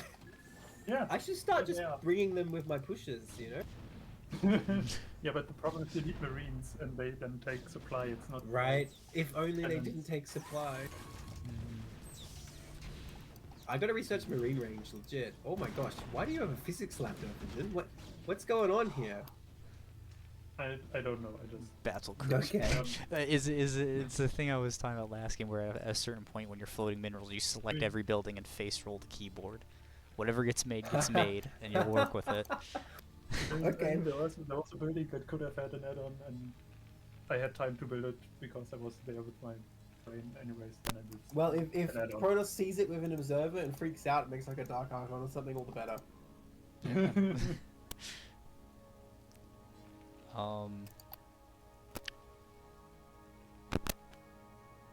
You know, about what you were saying before, Simo, about how like you just kind of feel when to attack. I do agree with you, because I was having a conversation with Shroom of Doom earlier today, and I was saying like when you're playing your best is when you don't think about what you're going to do. You just feel what will be like a good attack or a good move, and like just do it, you know, without thinking. If you overthink, it doesn't usually work. But you have to learn to feel the right things, if you know what I mean. You have to know why you're feeling. Oh, hey, this might be a good move. Exactly. Like if you feel like you should attack, and like you're just trying to win the game, absolutely you should do that. But if you're trying to improve, you do need to spend time thinking about it, and that doesn't necessarily help you win at all. It can usually actually throw you games, but you have to learn somehow, you know. Well, this one goon not going to get much done though. Well, I like this army position a bit more because it's covering the 3 o'clock at least a little bit. A lone goon coming across the map. Oh dear. There He it never had a goes. chance. Maybe he's got tired of walking around on 4 legs and he's like, oh, that's it, I'm visiting the Terran army. Said my Marmo time in, here in is chat. Marmo in chat saying, imagine being a comfy main base in a TVT and then you get sent to A-click enemy base to your death after 50 minutes. It's pretty good. I mean, look at these main base gas SCVs. Such privilege. You know they're going to be there for like the entire game, win or lose, right?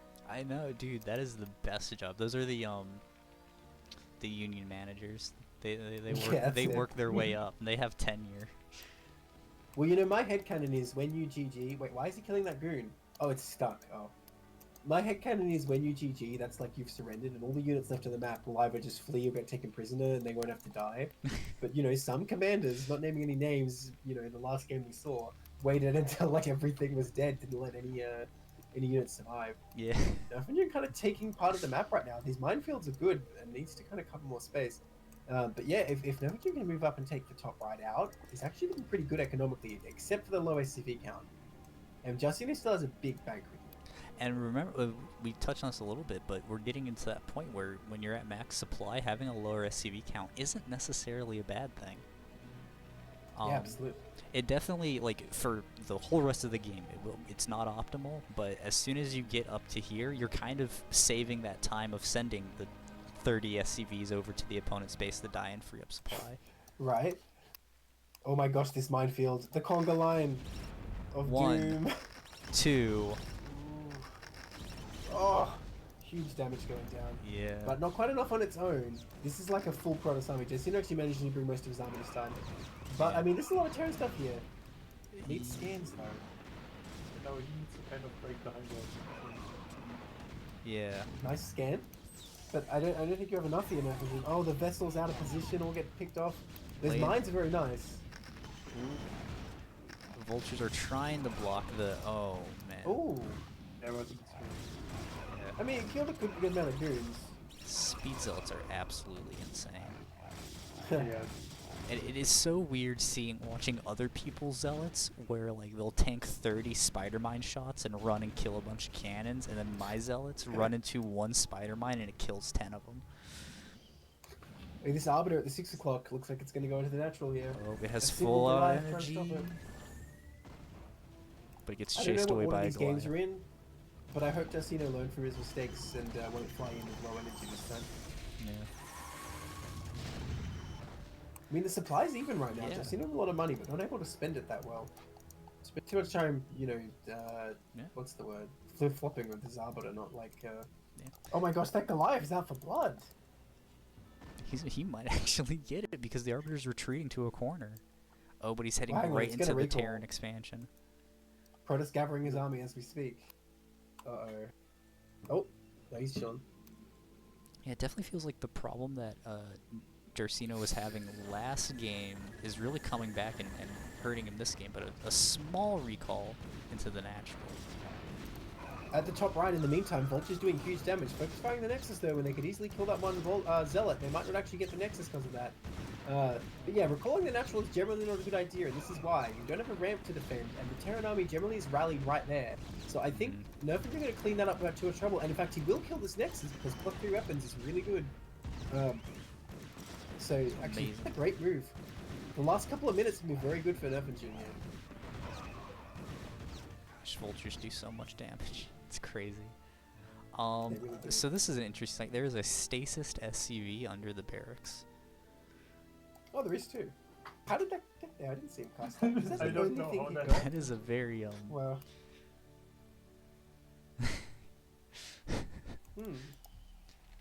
Well, I'm glad someone took that menace down. Told him to calm down a bit. I mean, I think. Well, I mean, as per union rules, he was probably suspended after like some kind of inappropriate conduct. Who knows? You know, so he had to spend some time in the stasis chamber. Okay, so when SCVs are just like standing there doing nothing, what is the pilot doing? No. I mean, it's what the portrait shows. He's picking his nose. For like 15 minutes in a row. Hey, man. Don't know. Eating, playing If- mobile games, Yeah. some recreational things. They're all on Yeah. Candy Crush. Okay, Jarcino trying to take the 9 o'clock, which he does desperately need because he's going to mine out very soon. But he does have a big bank here. Nerfingen But I doesn't. should explain too, right? I mean, Yes, absolutely. I'm just thinking though, you don't Oh. have a very easy base to secure except maybe the 6 o'clock. That's the only problem. If you head all the way to the top right, maybe. Yeah, the problem is Is it- both the third and the Jarcino's fourth are really exposed to vulture run-bys. But Well, those mines doing huge damage. here we go. Those are the mines that I know. Well, the 9 o'clock looks reasonably well defended as long as he has something to block the back ramp, right? Mm-hmm. But again, it's those vultures. They can just run right on. Oh, but no, there's actually a tank push coming. Oh gosh. And well, with this the is only a vultures- small portion of the army. He needs to get all the army together though. Well, this is quite threatening. Those mines could be deadly if Jarcino tries to come down the bottom. That's it though. This base is actually mined out, so it's not really a high value location. Yeah, but all the probes dying definitely will help out a lot. It'll limit what Jarcino's able to, like how he can expand in the future. Oh, recall gonna go down on top of these tanks though, I think. Is he gonna go for it? There it is. There it is. Good Yep. So, detection. yep. So Nicely that done by Jarcino.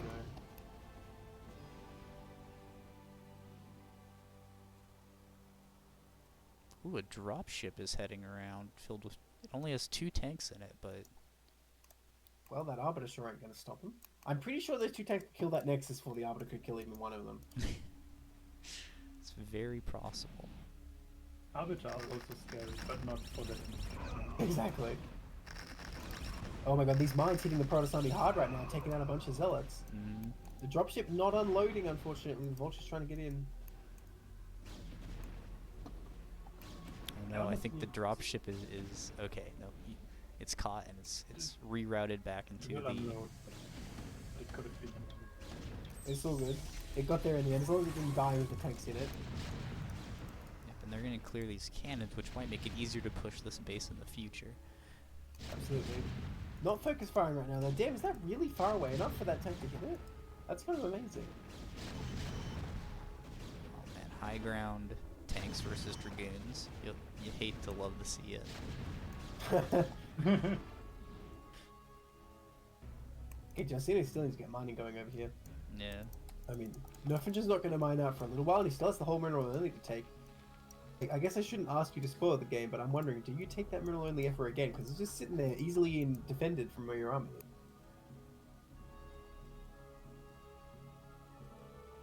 It's turn upgrades. Oh, don't forget +3 armor as well. It's very useful. Yeah, I know. I sometimes just forget. This triple dropship is very interesting. If you load up 3 dropships at once, kind of doom drop the 9 o'clock, maybe you can take it out. Oh my god, the probe migration. So our probes are the better worker because they're not like living beings. They can't demand unionization. They're just robot. True. They don't do all the weird stuff that SCVs will do when you're That's trying to right. like build a missile turret in your mineral line. Yeah, exactly. They're like, well, Steve's in the way. I'm not going to build on top of him. That's just rude. Yeah, there's zoning we have to worry about. Protoss is just like Protoss is just like we're building cannons in our vital. Yeah, but if you build supply depots, you need to think about the possibility of them dancing in the way of each other and how you space while you build. Exactly. A lot more mines going down. I love the mine placement. That's a good way to be very efficient here. It slows But the there's- Protoss. It limits the Protoss's maneuverability. But there's so many observers here that these mines never have a chance. Yeah, but what? How? I mean, you're Protoss players, right? I'm a Terran player. So how do I mean, observers are really good, I think. Yes. Right? And so how do I get them away? Get them to away. st- use to start- turrets. Yes. As far as when observers are with the army, you just kind of have to accept that you can't do anything about it and hope that they accidentally die when your armies fight. Other than that, the Blime just said, like, just building turrets wherever your army, as you're building across the map, just dotting everywhere with turrets. Oh my god, a recall's about to go down the army again. Or is he just going straight for the main? No, here he goes. Again, no detection. Nice mine goes off. Yeah, but that is a There's lot the of... scan. The first few seconds are crucial because if the tanks fire right away when everything recalls, they tend to do a lot of splash damage and decimate the Protoss army. And we see even after a few seconds of non-detection, it's still happening. Oh, the main Protoss army trying to advance, but hitting so many mines as well. Yeah. This has been a rough attack for Jarcino. And meanwhile, the 6 o'clock being taken. So later in the game, when you start mixing more Goliaths into your army, it's really hard to get the Another ratios recall. right. Another recall? No? Oh, stasis, nice.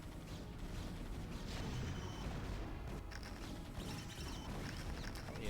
Sorry, I interrupted you. No, you Silver. were fine. I was like, you mentioned it, I got caught up in watching the battle.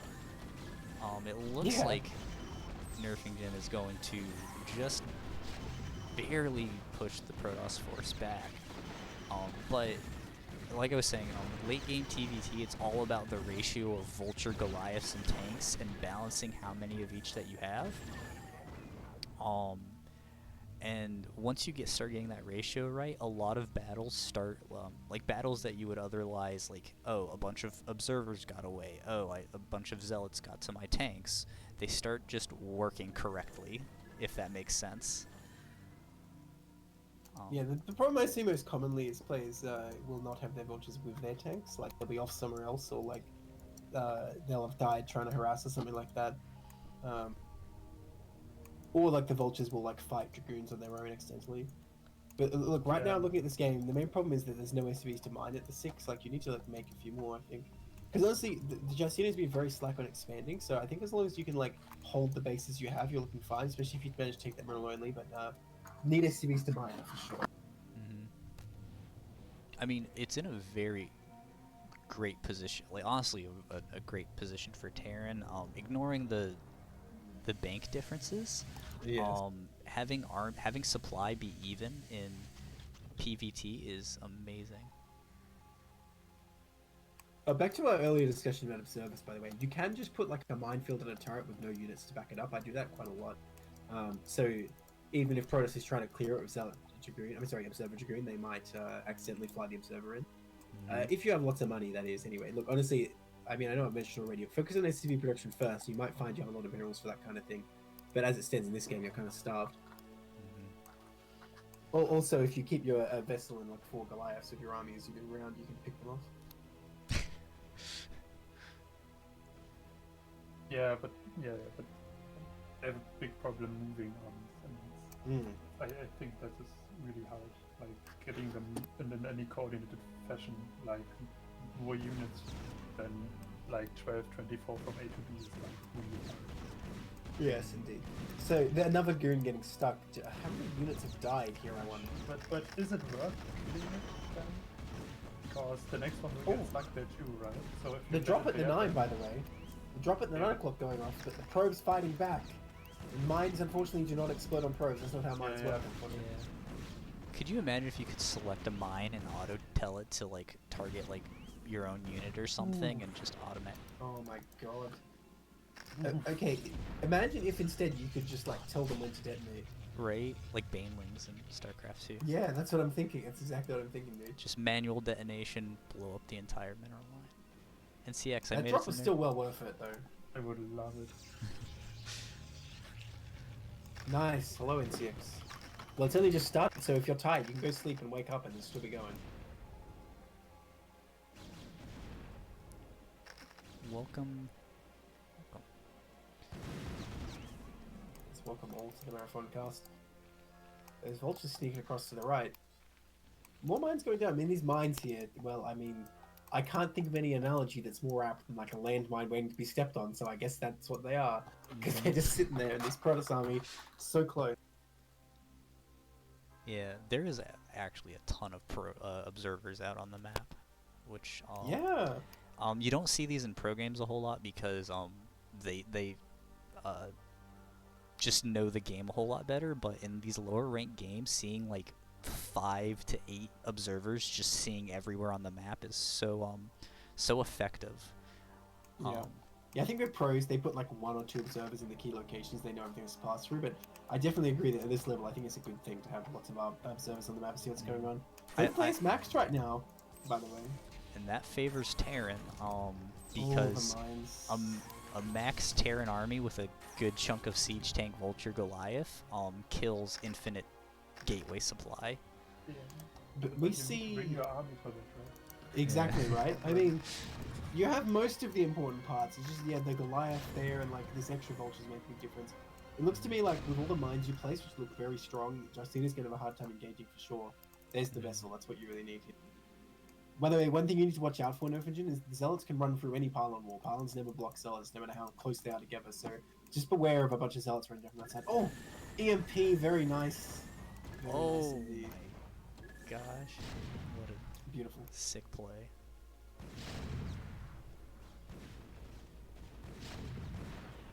See these tanks working away at these pylons. And then that'll let the vultures just come up. Ooh, another Arbiter, and this one is going to get the recall. Or is it? Okay, it did not. Honestly, if it did, it would have been bad because there's detection there. All the Protoss units would actually get instantly killed. That's what tends to happen when you recall a Protoss on top of the Protoss army. But here he comes. He's trying to make his way through this minefield. I mean, oh, yeah, no mines go off yet. Oh, there's the damage. There's a lot more Protoss coming. There's a lot more mines still to go. Yep. Doing huge damage there. Oh my gosh. Ooh, a bit of a mine drag into a forward siege tank takes it out, but there's just really Dragoons left, and they'll melt to these tanks. Oh, but the Yeah, two like... hero zealots actually. No, I think Nerfingen's going to take it. Oh wait, the fresh football team. Again. Yeah, that's right.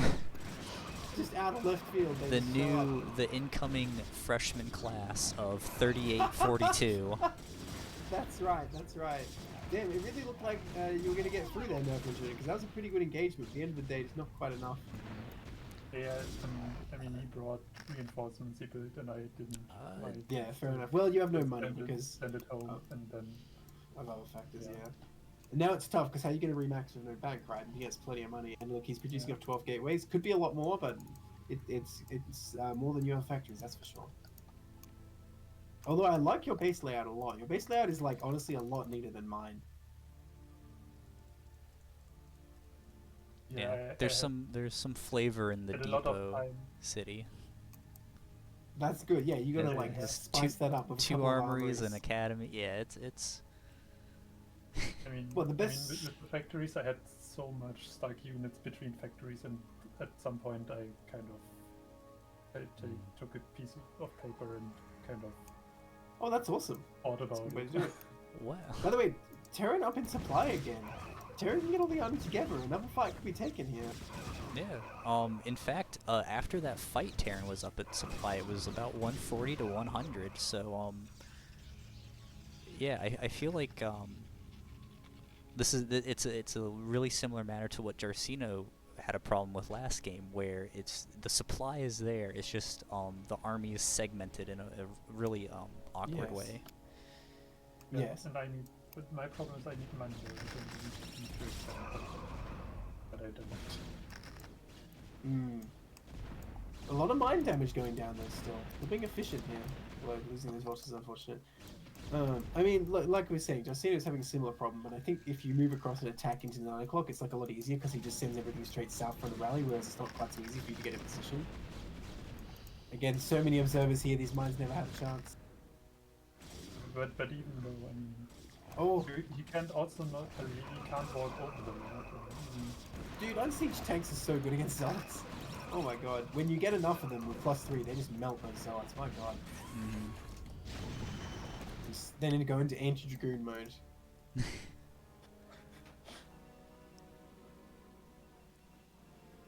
Unsiege. Yeah, I feel like unsiege tanks are very underrated in like their actual damage output. It's kind of insane.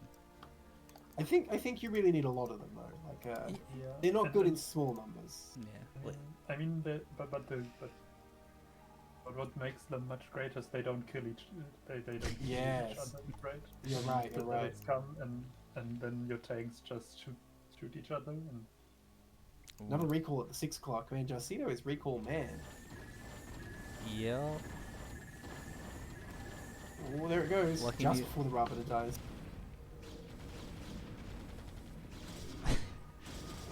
Yeah.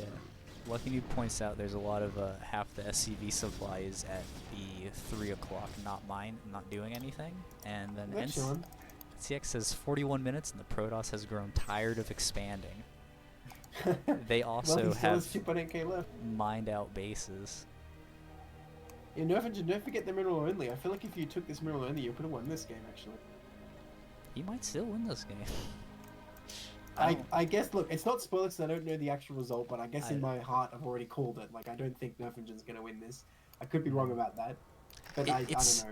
It's one of those really weird situations where it has looked like Nerfingen has lost every single fight, but for most of the game the supplies were even, which shouldn't happen in PvT usually, or usually that means the Terran's ahead. So it's this weird situation where it's looked like Nerfingen has consistently had bad fights, but somehow maybe Jarcino's macro just has been behind. It's just, oh no, another recall. Oh, no detection. Nerfingen, for your information, you don't want to unsiege there because you want to blow everything up as soon as it recalls. You need to preemptively scan, so as soon as they recall, the tanks instantly shoot, because they will splash everything. That's a nice. I thought about. I mean, if the recalls on top and my tanks fire, then they kill just everything. And then, It's true, but the fact is, if they're in tank mode, they just can't do the damage, right? And the units are already right on top of them, so they don't have like a formation. Here's a way to think about it. When your tanks are being recalled upon, they're probably gonna die either way, so they might as well go out doing as much damage as possible. Right. Yeah, I agree with that. Generally, when Protoss recalls in the army, it's more like just a nuke where nothing's going to survive either way. Unless you don't have detection, then the Protoss army can just do what they want. Looks like Jarcino's going to work his way down to the bottom left, and this might be the last hope. No, Nerfingen has a top right base as well that started mining. Ooh. So. Sorry, Nerfingen, what were you going to say? Yeah, I mean, it's no. I think it's kind of close again because the bank is gone, but I cannot defend anything with anything. So. Well, yeah, look at the supply, right? He's invested his money into an army. Yeah, you are right though. Economically, it's not bad. Like again, I feel like if you just took the middle one, he would have had the money you needed. But here we go. And now we're moving across the top right. Jarcino realizes there's some bases around he's got to kill. So it looks like he's gonna stop just. Oh my gosh, he's sending everything, the whole army across the map. I can't. The two vultures are gonna try though. Yeah, I mean, not with 70 supply. No. Yeah, it looks like Jarcino is going to actually take this game and be in position to get out of the group. You need at least 2 wins to get into tie, like being able to tie. Because I don't think it's possible for the 2 other players to get 3. Yeah, it's only possible for 1 person to get 3 wins. So as long as you get 2 wins, you're at least in tie range. So Jarcino is our first player up to get out of Group A. Games did you watch already? So I don't know. That was the first game we've watched. Jarcino versus JDTotheT and Jarcino versus Marmotato. So Okay. yeah, so that's all Jarcino's games are done. He's 2-1. Swagpig is pointing out that our pace may not quite work out. By the way, I think I'm only going to do 1 more, then I've got to go to bed. I mean, if the cast takes 12 hours, I'll almost certainly be back before you're done. Absolutely. You still going to be here at this rate? Yes. I'm planning on taking breaks, either probably after every group. I'm going to take like a quick 5 to 10 minute break. Just 5 to 10 minutes? Yeah, you are a trooper. Yeah, I'm going to take bigger breaks at like the 4-hour and 8-hour mark, but we'll see. Which time zones? Oh, US West? Okay, so you're 6? What is that? -6? -6? I think so. -8? Or wait, no, my time zone personally is US East, but I'm in Australia, so I'm +10. Yeah, I'm +2, so... Oh, where are you? In Eastern Europe or Central Europe? Yeah, Central Europe. Yeah, I Huh. am. Yeah, I'm +4. I guess US West is probably +6. The US should You be mean minus some, 6? I hope- minus I I six. don't know, I it's looked up minus something that six. said +4 for US East, but it might be -4. And US should be something minus something. Like New Zealand should be Because it's 12. west Is of the it? meridian, yeah. NCX, so Swag says that they're. Wait, Swag, is there actually a Forteran group? Let me check. I can look. Because we might be casting those on 2x speed and to get to the regular game length. I mean, I could in theory join your observer thing, and then we don't need to have the stream set up. Yeah. I'm hosting it on US West. It probably has some name, right? It's called RSL Cast. The password's 123. Yes. Let me look at these groups. See if I can spot it. 1, 2, 3. All Terran group. Oh no. Also NCX, I don't have any hope in the ZVZ groups because in the last RSL season, there were ZVZ groups where every game turned into Hydra Ultralisk late game. Are you kidding me? That's amazing. I want to see that. Oh no, they were amazing games. I loved them. The first 3 times they happened. The RSL meta is But after that, absolutely insane, and I love it. Yeah. All right.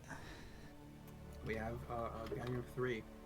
I have no idea about about ZVZ, only that people say that they're usually short. All right. So I guess we'll just hop into our next game. Remember, if you're watching this and you also would like to cast or join in our big caster roundtable, is the open Game 1 voice channel in the RSL Discord. All right. Let's see, that and then that. No, that one. In our top right, as the green UED Terran, we have Waggle. Oh yeah, that's exactly it, right? I think, yeah, UED was green in the... No, you're right. Okay. You're absolutely right. Alright. And then in the bottom right, we have Marmo in the hot pink Protoss tribe. Which I don't think... I think hot... Unfortunately, not an original color. Yes. Yeah, they only added that and remastered, so there you go. The magenta, thank you very much. I think, Lucky New, are you trying to post the link to the Discord in the chat? Is it auto-banning him? It's not auto-banning him, it's just, it looks like it's censoring out. Yeah, okay. Can I turn on allowing, links? Wait, hold on. If Yeah, I look- post a look. link... In the CPL chat, the bot is out of control. The AI revolution is happening, and we can't stop it. So good luck to you. let me see if I can... Where's I have RSL? maybe a controversial question, and maybe non-controversial question. Does anybody else play with the carbot? I don't, but I know people who do. I still need to buy it. I actually think there's a lot of... I do. Yeah, so how does the game feel like? It looks like it looks a lot cleaner and easier to read in some places. Okay, well, that's subjective, but there is one completely objective advantage to Carbot. In normal gameplay, a lurker egg and a regular egg look exactly the same, right? But in Carbot, they have very distinct sprites. So you can actually tell lurker eggs without selecting them. It's an actual concrete advantage from Carbot. Ban Carbot. Wait, invite people. Aha. Or send a server link. Copy. Alright, let's see if Twitch will let me post a link because I am the chat moderator. I hope so. Or make a dead infested a mod. Alright, yes, it does work. Does that work? RSL? Nice, was that the RSL Discords? Alright, looks like it works. I have a question about the game. I mean, I know you're picky about building placements. The Terran barracks depot relationship. The relationship, I like that way Is there of some putting wall it. there, or No. So if it was a bit smaller, a depot above a barracks is tight to everything. The rhyme you need to know is depot above fits like a glove. No units can pass that. It's tight to everything, even Zerglings and Ghosts.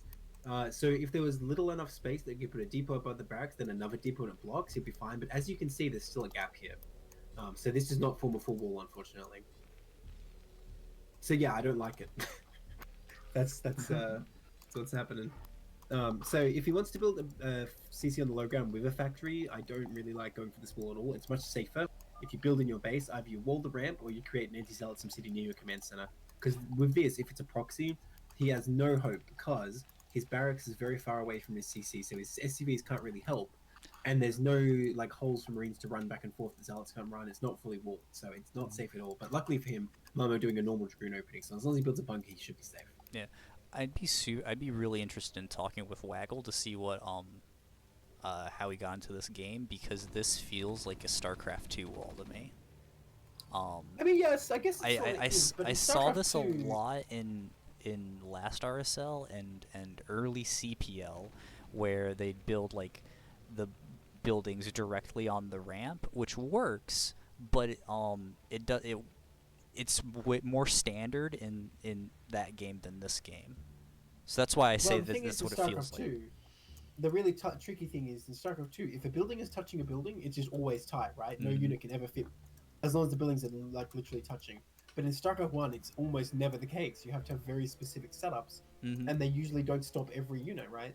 Yeah, so that's why this setup feels like someone who is thinking under how StarCraft 2 buildings work is making their wall in, like building all the buildings on the front initially. Well, I'm not sure I agree, because he's literally just left a gap, right? Like, if there's a StarCraft 2, all the same. And the thing is, depot vertically touching depot is also tight. That can fix that. Okay. Fit there, sorry. Then I might just be completely wrong on this. I mean, I don't know. In StarCraft 2, you wouldn't really be building the natural either, I don't think, to begin with. Like, because Terran always wants to get that 2 depot, 1 barracks wall, because it's just so convenient, right? Mm-hmm. So yeah, I don't know how I feel about that. Okay, so from what we saw before, by the way, Marmo going for an extremely aggressive 2-gate robo on 1 base here.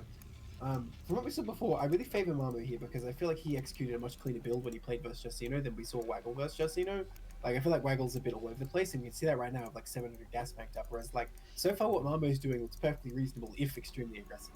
If Protoss is delaying their Nexus this long, they're absolutely going to have to put some damage on with either Dragoons or Reaver or whatever he's planning him. So I hope he does come across the map and attack. Yeah. This definitely feels He's like moving right now. Yep. So this is feels like a pretty standard Protoss move out. Range is done, so he'll be able to threaten the bunker. Ooh, and because so he does get a Nexus here. Okay. Honestly, what this looks like is like he just learned a PvP build, and maybe he does it for all 3 matchups. I mean, it can work, I suppose. Well, the thing is, it's not like this is like dangerous against Terran. It's just too safe, if that makes sense, or like not economical enough. If you come up against a Terran, oh, by the way, that oh, okay. If you come up against a Terran, they're just doing a completely standard build. Actually, hold that thought. That bunker's gonna die. Oh my gosh. That is huge, actually. If Marmo is able to capitalize on this opening, this could be the shortest game of the group. And it looks like he absolutely is. Yeah. I mean, what's Waggle producing? He's producing a Vulture. Okay, 2 Vultures right now. I mean, he's going to need mines or something if he's going to defend this. What's going to stop these 4 goons just coming in here? Lifts the CC. I mean, off you go. Yeah. And yeah, as you can see, this wall doesn't help at all. In fact, it's just a liability having all these buildings down here for Protoss to destroy rather than having to go up the ramp. Yeah, it looks like Waggle... Oh, Waggle's just now starting mines. That's not good. He doesn't even have speed or siege mode. Is there a Vulture in the Protoss base? There is not. A Vulture did get out on I the think map, there was. but I think it... I think it ran into the Protoss base. I think it ran into the Protoss base, did some harass, actually. I didn't see it, but I'm pretty sure that's what happened, because that Dragoon is injured. Okay. And you know what? Protoss had 24 probes now he's down to 20, so yeah, definitely that's what happened. Did good damage. Did very good damage, but unfortunately Waggle not able to defend in the natural. I got another rhyme for that, by the way. You need 1 SCV per goon, or else that bunker will die soon. Yeah, no SCVs against 4 goons, so you can see why that happened. Marmo's playing very cautiously. He is like, I have this advantage of preventing the natural, and he's just gonna be like, I'm gonna kill what's here and not try to push. He, because there isn't a lot in base defending Waggle, but because those Dragoons spent so long killing the outer layer of Terran buildings, he had enough time to get mines up, and now Waggle is sort of safe off the one base. His command center's still alive, and so once that tank gets positioned in siege mode, yeah, he's been delayed a lot, but he should be able to get up to his second base. Yeah, I mean, the thing is, Marmo's pro production was not great during behind that, so he's not super ahead, but I still think it's a very solid advantage, right? Pushing his opponent back to one base like that. And like, look at all the stuff he killed. He killed like all those Marines, those 2 depots. Mm-hmm. I mean, that vulture that Waggle sent did do very good damage, right? And that's really why Waggle's still in this game at all. Does it work? What does it work? Lucky Noob, are you talking about the emote that you have? Because it is working. Yeah. Yeah, for sure. So. Cool. Okay, Observer is out, by the way. Marmo have not a bad Observer time here. Looks like he can pressure these mines. Siege not quite finished. He has a bit of a window here. Just be careful of his tanks on the high ground. They will do their damage. Marmo's gone for it anyway. Oh, no! Oh. Mine hits. Those are great mine hits. Damn. It's crazy. So now the game definitely is looking like we're, it went from looking like it was going to be a 10-minute win to being a, getting into another long TVP. Yep. I mean, Terran's still in a very precarious position, but yeah, with Protoss losing that much army, I guess they're not going to be able to kill him anytime soon. No factory going down. Terran with no armory or academy yet, though, might be going for a push here. Although, like I was saying, based on what we saw from Waggle before, he doesn't really have a defined build, so I think it might just be a mistake, maybe. Mm-hmm. Well, not a mistake per se, it's just kind of a thing that doesn't really make sense, you know? It's one of those things where if you get them in a call and you say, hey, what was your thought process behind this? They say, I don't know, I just didn't play that well. Yeah. Which, it happens, man. Everyone has those kinds of games where it's just, hey, I did my best, you know? I do like that Waggle is re-establishing this wall. So the thing is, I don't like the wall early game because it's very, very risky and pros can really punish that. But I mean, once the natural secure siege mode, the wall does help a lot against Protoss attacks. By the way, Marmo taking a third here. I like it. A really nice move. Honestly, Marmo looking very solid right now. His opening, it was well executed, but it's questionable strategically. But I guess he made it work. Because like I was saying, he had to put damage on the Dragoons or Reavers, and I guess he did put damage on the Dragoons, so that did work out. Mm-hmm. And like this third is at quite a good time. Yeah, Marmo is definitely playing it this macro style really well. He said, hey, I got an economic lead. I'm just going to make a larger economic lead. Yeah, absolutely. Mm-hmm. Well, that's Santos' quote there, win ahead, get more ahead, right? Mm-hmm. These observers, once again, lurking around everywhere. 4 observers out right now. They're doing their job. They see everything. This is great. Observers are such a good unit. There's even 2 observers in the natural to double scout to make sure that... to both die to the same turret. Yeah, that's right. It's building as we speak. We're going to make sure if Terran like buries those mines double deep, how are you going to detect it, man? Exactly. Yeah, that mine at third finally pulled out. Yeah, it's really good to see RSL level players like really using observers to keep an eye on their opponent, because a lot of people I've seen will just get them and have them in their army and not scout with them. Oh, that second turret is really going to finish them off, isn't it? Oh, they just barely get microed out. They always survive 1 HP, man. That's just how observers work. 1 observer dies. And the other one has 1 life. Like, literally. Yeah, yeah. I swear it always happens just because of how their HP is set up or something. Every time, they're left with 1 HP. Lucky him saying he wants to infest the CC so much. Yeah. Yeah, because it's left burning. Dude, did you see that? He repaired it like 10 HP, then stopped again. Yeah. Come on, dude. I'm gonna have to switch the Zerg just so I can play like RSL and CPL just to infest command centers and build infested Terrans, because that's how you win with style. Mm-hmm. I think my goal for next CPL season is to just build Dark Templar in every, build Dark Archons in every matchup and just see like, how does this work? Well, you know, I got my CPL wishes. I saw a cannon rush and I saw a nuke, so I guess next season I want to see infested Terrans. Oh man. So that was my casting wish list. Okay, this shuttle coming up, but it is empty, I believe. It has Wait, can you see what's emptiness. in it? Yes. Yes. But how do we know it wasn't really full of Dark Templars? How would we be able to tell? How does Waggle know, more importantly? Waggle might think that That's he right. took out a whole lot of Marmo's army, while he really just got one shuttle. Dude, could that actually be a mind game one day? Do you think?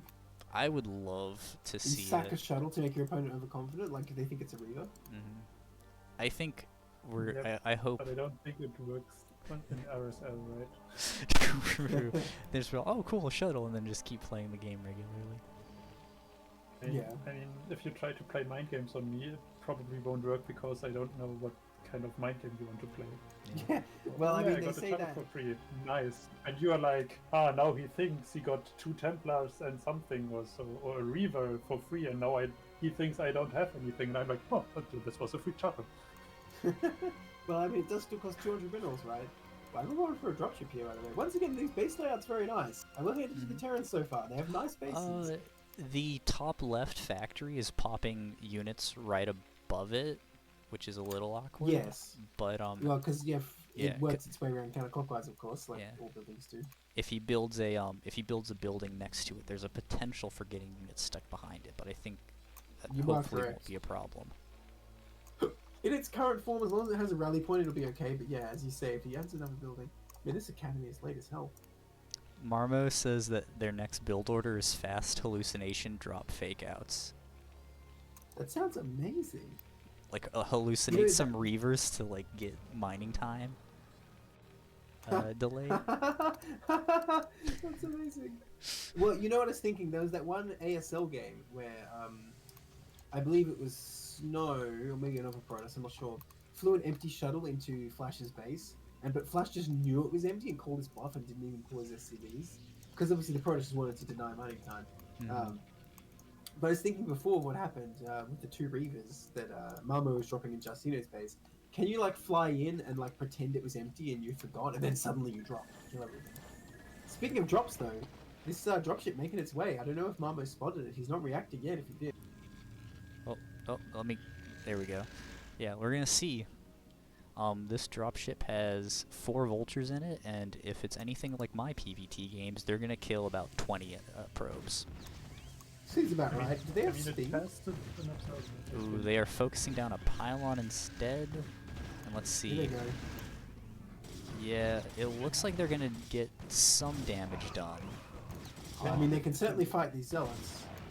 Laying mines down in the mineral line, that might be able to get some collateral damage. Looks like Oh, a mine got 3 probes and 3 vultures. Perfectly well, it's balanced. not bad. Yeah, that's right. It's not bad, but the fact that he's a super production at home has been like so much really hurting him more here. So even though he killed I think like 6 or 7 probes there, he's still behind 20. So it's not really helping out that much. Yeah. The vultures pull out, and they are going to just run across the map, get some dragoon kills, and yeah, I mean, it's open always up this nice to third pick off base. this lone vulnerable goon.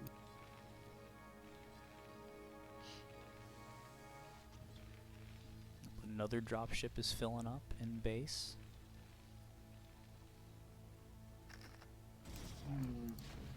Oh, and it looks like Marmo's going for an attack, or a zealot I don't know run about by. this. Yeah. This is a well-defended location. Now, mine going to take a lot of vultures if it ever goes off. My god. The most indecisive mine. Is he really going to start a CC right there? Okay, I was going to say, if you got a CC in front of the Protoss, I'm impressed. Oh my god, he did it. That is actually crazy. The goon is already shooting it. Like, the moment that CC came Let's into see if it's a existence, kill or a cancel. It's definitely going to be dead anyway. Oh, cancel. Uh-oh. Okay, the vulture's trying to save it. Do they have mines? You need to lay mines all over this. You can't fight one-on-one. That is a sure recipe for defeat here. I'm The going to dropship coming stay out on with this 2 tanks. command center until we can confirm it's Drop, a kill or a drop. cancel. Oh my gosh. Oh, Yeah, it's not enough. tanks are dropped to their death, and Okay, the nice cancel. CC is a cancel, so thank God. Nicely done there. But damn, he really tried to defend it. That drop too. That almost kind of worked, you know? But he has like 6 tanks in his main that could have also done the job. Yeah. Oh, speaking of drops though. Ooh, what is in here? We have 4 zealots. So that it's, That's. I mean, as long as he doesn't siege the tanks. They all come out. Well, as you say, I think these tanks have cleaned this up quite well. Yep. Oh, damn that siege mode. The only way anything died there was by siege mode. Oh my gosh. Terran 2 OP, it loops back around, they blow themselves up.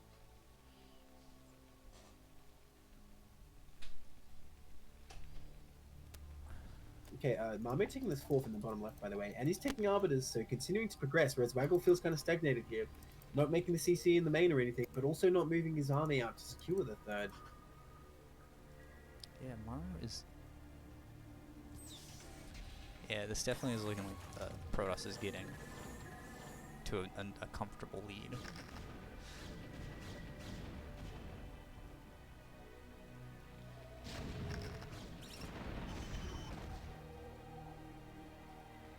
I want to see him go drop again though, because there's still not much drop defense at all. If he could just fly around that cannon, he'd be set. Mm-hmm. Double Forge is getting so Marmo's upgrades will be getting pretty high soon. Where's the, Yeah. Yeah. Wait. Okay. Let's see what are. We're macroing well though, way up in supply right now. Oh yeah. Lucky News says Pusagi is even more real in RSL. I don't know what you're talking about. Well, there's Tisagi, then there's Pusagi, and Yeah. Nobody says Zasagi. Oh, you should join the Team Drag Discord all the time. Okay, Protoss walking in here, getting kind of nuked by tank. Mm-hmm. I mean, it's good engage with Terran so far. I think Terran definitely has the force he There's a needs to take shuttle this high ground. Oh, he's there? There's a Where is shuttle it? with a Templar in the main base. Oh, you're right. Oh, that is a big chunk of SCVs that are. Good call there. Oh, Well, and how many kills do we 11 have? kills. 11 kills on the Templar. That's not bad at all. In the meantime, Goons continue to get pummeled here. But yeah, key technique I feel like Terran is missing here is you can build the first CC in your main and float it out. That's perfectly fine. It's a lot safer. Oh my gosh, the Goons charging in though. Once again, I think they're reliving their life as Zealot, where they just charge in, not worrying about whether it's going to work or not. Oh, They think if they die, they can just be returned back home to be made into like Dragoons squared, but it doesn't work like that, my poor friends. What did you say, Nephew? Does Protoss need to engage here? No, not at all. And it was catastrophic. Yeah.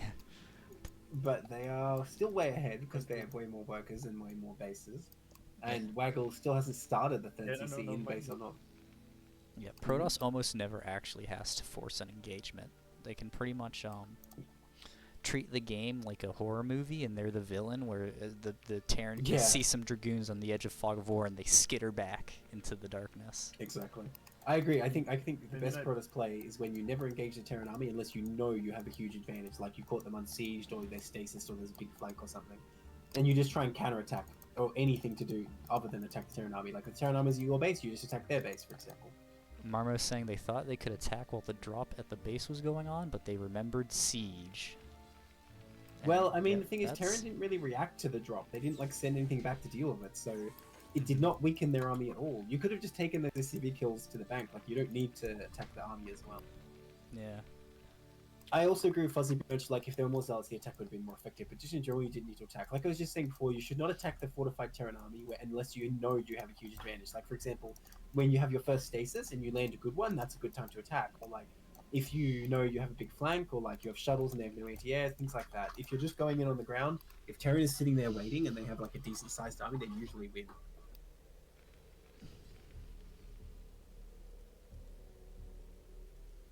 Of course, observers can be keyed. If you just go in and observe and like, oh, there's only like 3 tanks here, of course you can attack.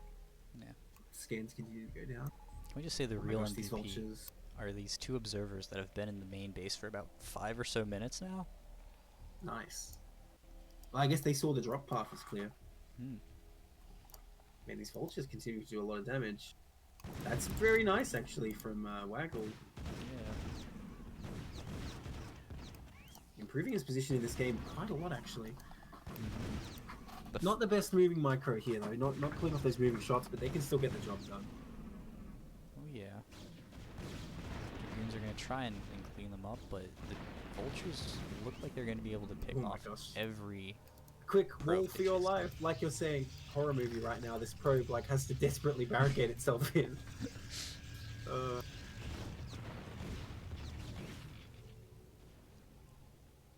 Yeah, imagine you're an SCV. You're inside your like robot like work machine, and this guy just shows up on like a speed bike wearing like I don't know, like a colored jumpsuit or something. Like zoom in, look at him. He's not wearing like an armor suit or anything.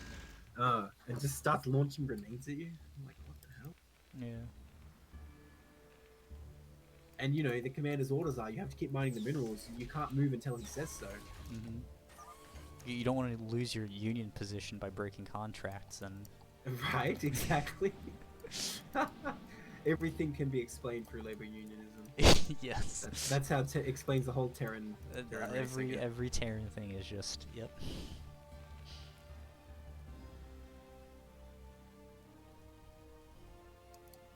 That's probably why tanks aren't allowed to fire their like arc light cannon in tank mode. It's all low HNS.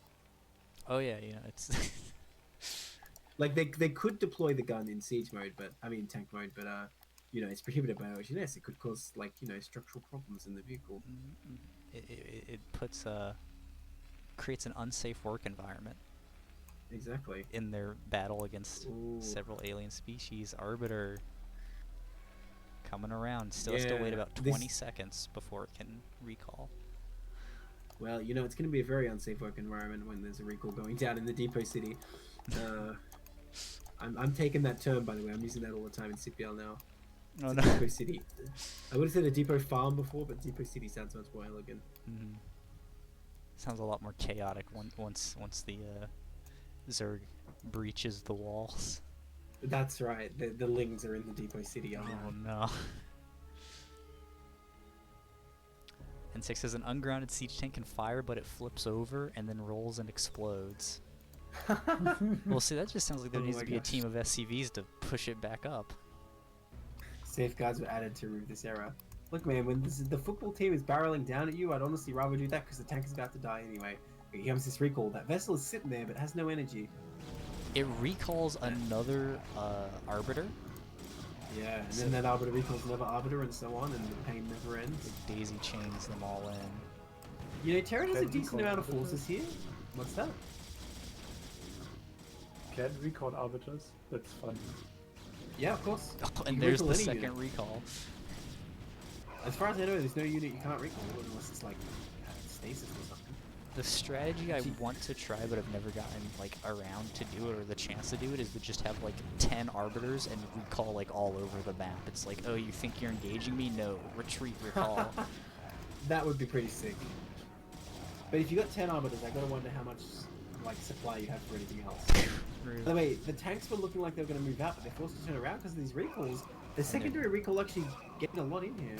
And the tanks moving back are going to be caught by like a rogue Protoss like force, and it looks like Marmo is just going to be able to take out the entire Terran infrastructure. Ooh, that is a great stasis too.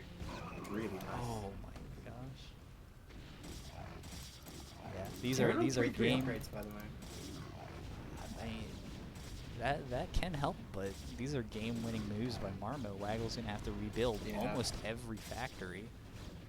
In fact, he just doesn't have a base, right? My god. Yeah. I think that's it. I think he just wasn't able to defend the double recall, and we get the LOLGG. The RSL Classic, gotta add that LOL on there. Show it's all in fun.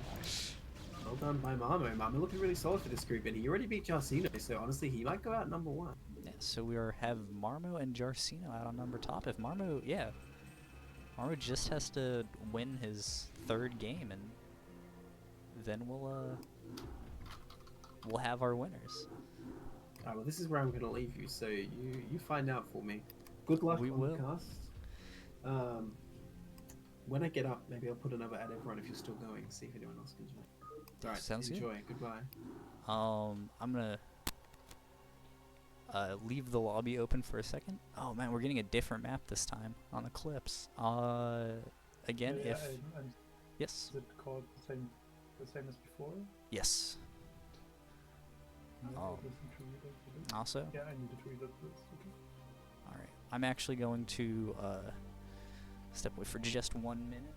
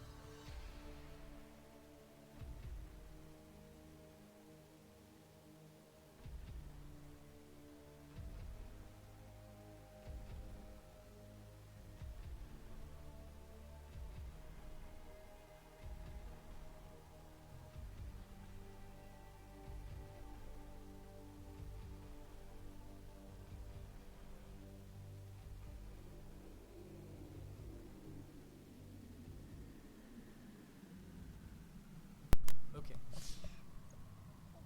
All right, and we're back. Sorry about that. And we'll get right into our 5th game of Nerfingen versus JDTotheT. I had to think about it for a second. I think this is right. It's you versus. Yes, you versus Waggle. Top right we have Waggle as the orange. Oh no. All right, that's fine. We have Waggle as the. Let me hold on. And that one. That leg. Yeah. I wouldn't worry This too much game was- about it. It's a replay. Oh, no, this wasn't me. No, this wasn't the game. Like, complain. Oh, this was in the. Okay, never mind. Okay. That's in the replay. It was. I mean, this game. It was. Yeah. So, yeah, this is a TVT. I assume that you're approaching this the same way you approached you've approached your game so far, which is just playing like as standard as possible. But in TVP I kind of know what is standard. In TVT I don't know. Then you should bunker rush every TVT. It's very fun. Yeah, I'm not entirely. Like, I can tell you kind of the rough idea, but I play Protoss, so I don't really know. The most fun TVT build that I've seen, or just Terran build in general, is 1-1-1, because you get like a single barracks, a single factory, a single starport, and you just build like tanks, marines, and wraiths or something, and it's. I don't know. I think that's a lot of. I think it's. The versatility there is pretty fun, but yeah.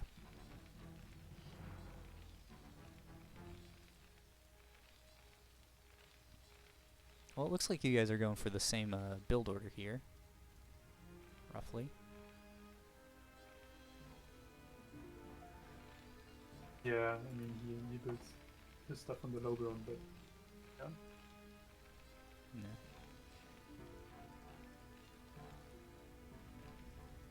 So it'll be interesting to see where this game goes, because TVTs tend to drag out for a long time, and RSL games tend to be I a like bit this longer wall than and average. How the SUV just walked by the wall.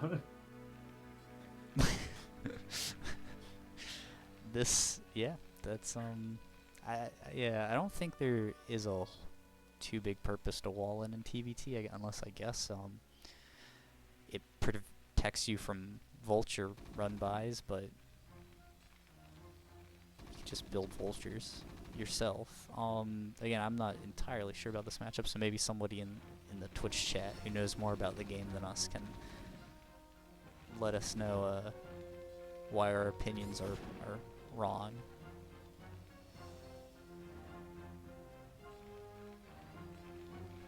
Okay, so you Waggle went And he made 2 Marines while you just went straight in the factory?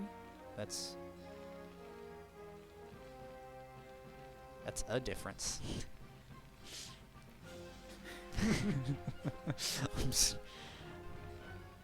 Hope for some mass bio plays and nukes. What the fuck? Somebody in Twitch chat. Yeah, Rubaj, you think I know anything about Terran versus... Oh, Waggle almost got one of your SCVs. Rubaj, do you think I know anything about Terran versus Terran? This is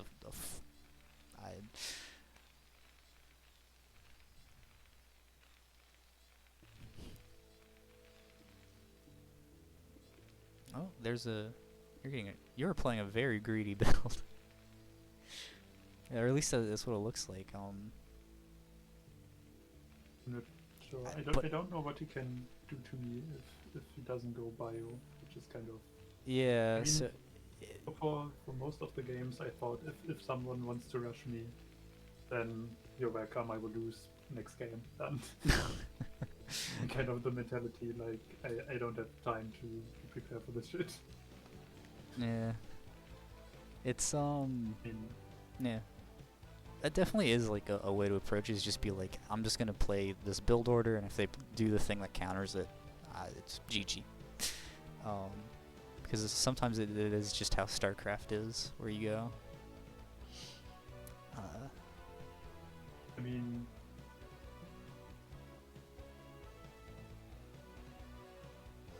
I know how this game will end. Right, so you're probably just sitting here thinking, like, you don't want to say too much in case it spoils it. But I would have some questions if you can answer them. I make obvious stupid things. Mm-hmm. I probably could have just killed them. Yeah, vultures will tear through Marines pretty easily. So you see they just come back and just die. Oh. Yeah. Yeah, vultures can pretty easily win that fight. It's a really weird interaction because it's kind of similar to how Marines deal with Dragoons, where Marines fighting Dragoons one-on-one, the Marines will probably lose, but if you have something buffering them in some way, the Marine DPS is actually really high. So it's kind of the same thing with vultures and Marine. It's the same thing with vultures and Marines, where once you add these 2 other vultures, if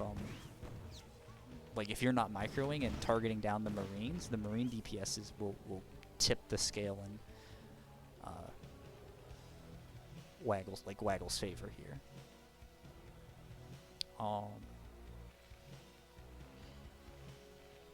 At least that's my understanding of it. Again, not a Terran player, so take my thoughts on it with a grain of salt.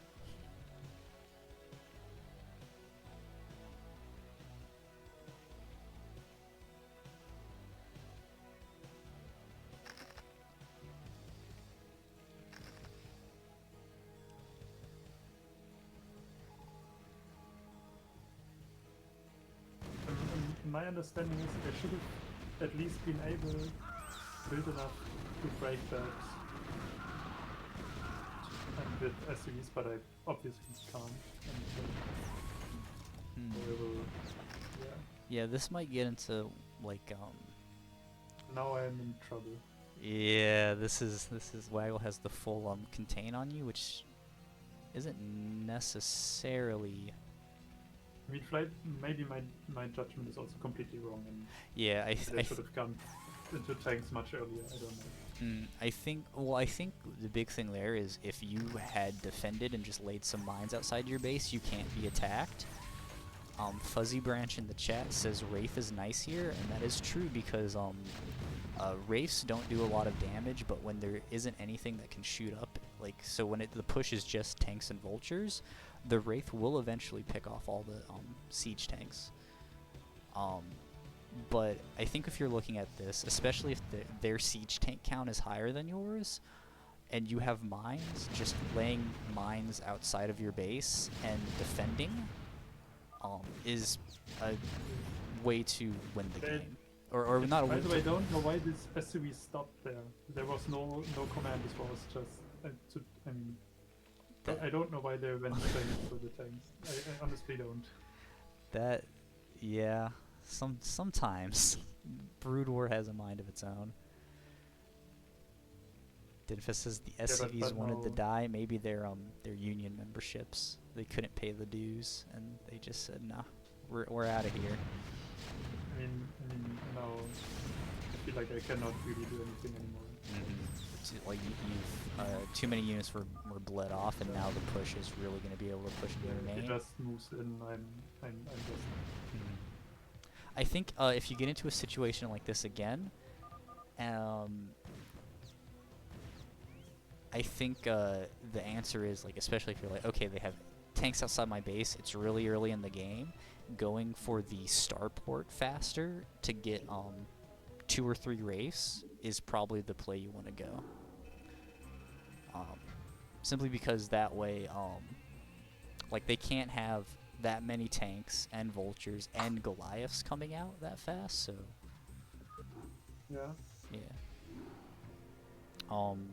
In TVT, I don't think there's too much pressure to just immediately try and if you get contained, you need to push out immediately. It's not like Protoss versus Terran, where if the Protoss contains you for too long, they take the entire map and are able to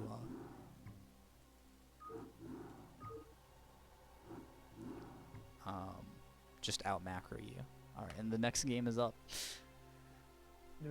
No, wait. They're looking at statistics and. Join. I want to commentate this game along with nerfingen, but my PC is taking a while to boot. We can hold off then, Marmo, if you want to. We can hold off if you think it'll be done. Yeah.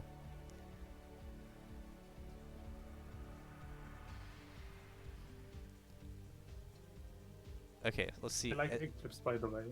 I find that map hard, but really fun. Yes, Eclipse is one of the. I feel like it's one of the best maps, in the game.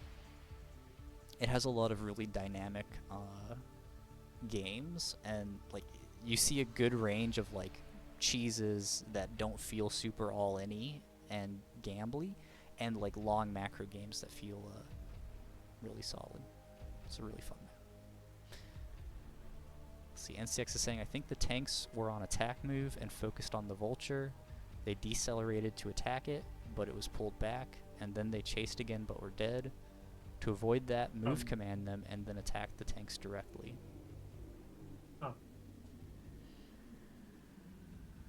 Okay, Marmo is saying it looks like the computer's taking a long time, which I feel. Lucky No says hashtag the stove. Yeah. I mean, you can still join voice chat, right? Yeah, you could still join voice chat and then just cast from the replay or off what we're talking about if you want. But he might not have voice chat on, or like he would be joining from his phone, and that might be a bit problem. So Marmo, just give us a running commentary from the chat, and we'll work with that. Or even if his computer finished booting, he still can just join the voice chat, right? Yeah, you can just join mid game. That's completely all right.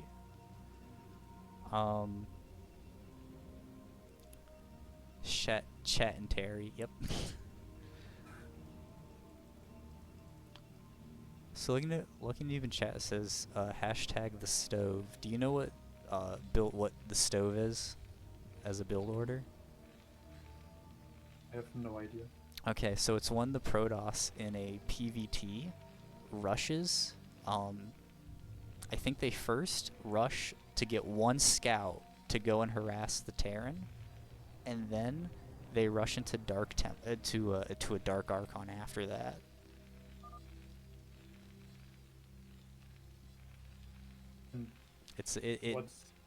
There's no reason to ever do it because scouts are terrible. Or no, and then after the Dark Archon, you rush into an Arbiter, right? Okay, but why that? Is it just kind of a challenge, or why would you? It is So the whole point of the build order is to be so risky and pointless that you confuse your opponent into losing all their APM because they're scratching their head trying to figure out what you're doing.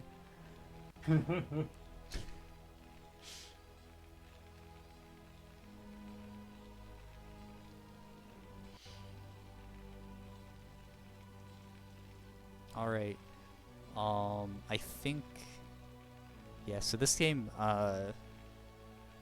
there is what Nablime was saying earlier with the depot and barracks placement, where the depot should be below the barracks.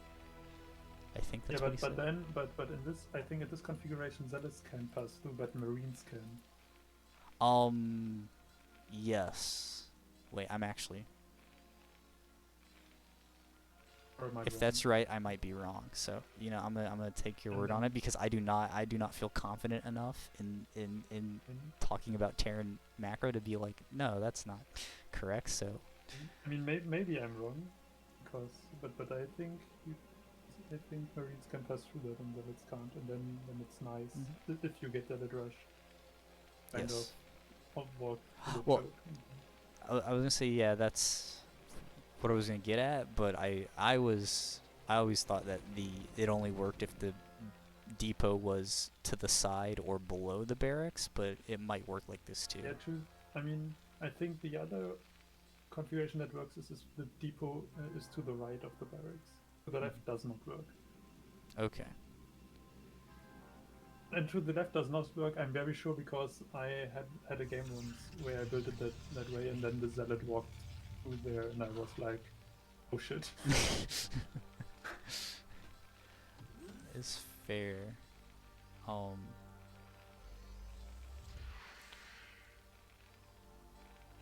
Okay, it's looking like a pretty standard game. Neither of you are going for anything too crazy. The bunker's up. You have the Marines.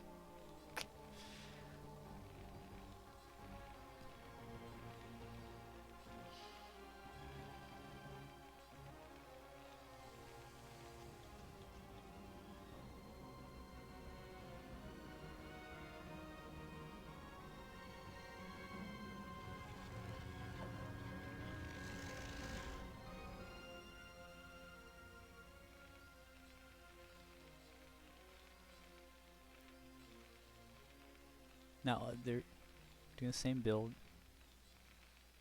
Marmo's saying they're doing the same build, trying to attack at 4 goons. Okay, yeah.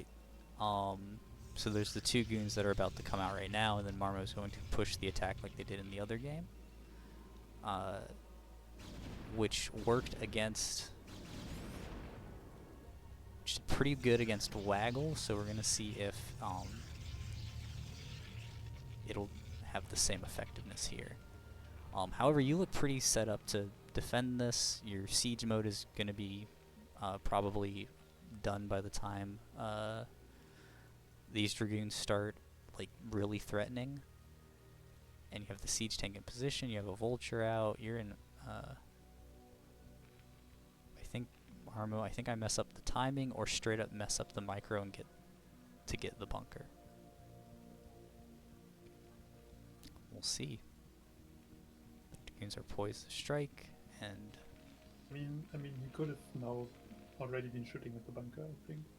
I mean, then I would need to pull SCVs and repair. And yeah, and then you'd be wasting a lot of minerals on that. I mean, assuming that I play correctly, which is a tall stretch, I still don't think he can get the bunker, but he can make it that I lose more minerals defending it. And yeah, that's what it looks like, is that the siege tank gets in the siege mode, and the window that Marmo has to hit here has gone. So Marmo, I think one of the things that can be pointed out here is that sending even the first couple of dragoons over to pressure the bunker is really useful, because you don't have to attack until you get 4, but just having those first couple hitting the bunker means that the Terran spends a lot more time wasting minerals repairing it. And you're getting value out of those Dragoons doing something as opposed to waiting for 4 Dragoons for a timing attack, because those 4 Dragoons, like those extra Dragoons, they're going to get over to the base anyways. It's just the first couple are getting a bit of incremental damage in. And I think I also need to be careful with my siege tank. Right? I mean, before I have siege, I don't really outrange them, so I can try to attack them by walking forward. But if I do that and I lose the tank, I'm in trouble. Mm-hmm. Yeah, I mean, there's a lot of, you don't, like, losing that first siege tank isn't like, doesn't necessarily mean you're going to lose, but is such a huge setback, because even just 2 Dragoons pressuring the bunker, if they are able to get like 4 lucky shots at a siege tank trying to push them back, you've lost your first tank. Yeah, and then I take even longer till I get the Dragoons off my bunker, right? Mm-hmm. And then I lose more minerals repairing. Yep. It. So I can just wait till siege is up. Yeah, it's siege is up. Yeah, it's safer to wait for siege. Like leave that first, like what you did this game, and leave the siege tank on the high ground, because you guaranteed won't lose it. But if your opponent is pressuring the bunker, it just means that you kind of just are waiting for siege mode. Which again, like, it shouldn't be, unless the Protoss goes really all in on trying to kill the bunker and like brings like maybe a zealot or 2. One SCV for each Dragoon will keep the bunker alive constantly. There's a couple of fun micro tricks the Protoss can do, like if, for example, if they stop attacking the bunker for a second, the SCVs will fully repair it, and you might forget to like start repairing again. So it's a very dynamic interaction.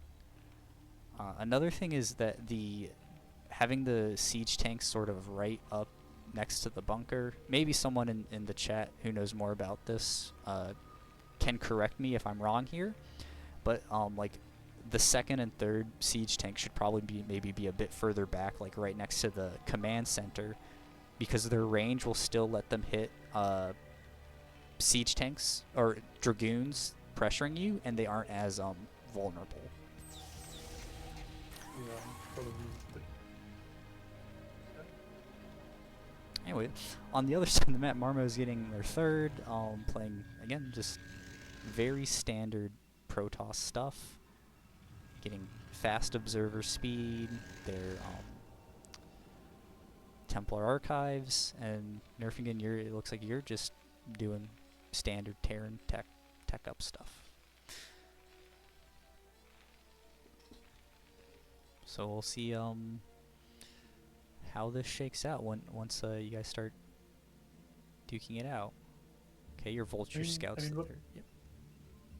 But I kind of suspected what would happen. I mean, this is the second that in the group stage with 2 Protoss players against me, I would meet at least one 2 base carrier build. and no one went 2 base carrier.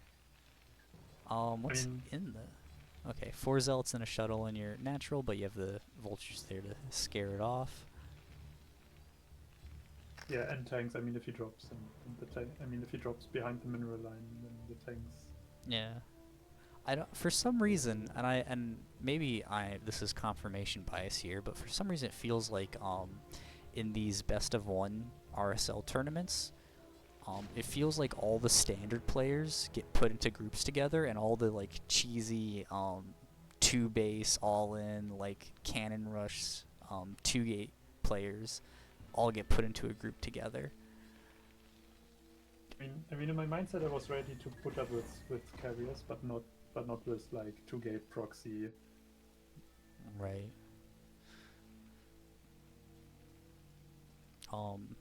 It's sort of one of those subtle mind games. Robosh says not true. Was there? Yeah, I don't know. Yeah. I only seen Group 8 players. So maybe there's a made mistake with me. Maybe there's a group with a good mix of play styles later, but we'll see. Okay, so you're setting I up to don't build know. your third here, but it looks like Marmo's going to be able to get rid of these guys. Ooh, and some zealots drop in your main, kill a high ground siege tank. Yeah, I think I get a Jarcino or something. Yeah.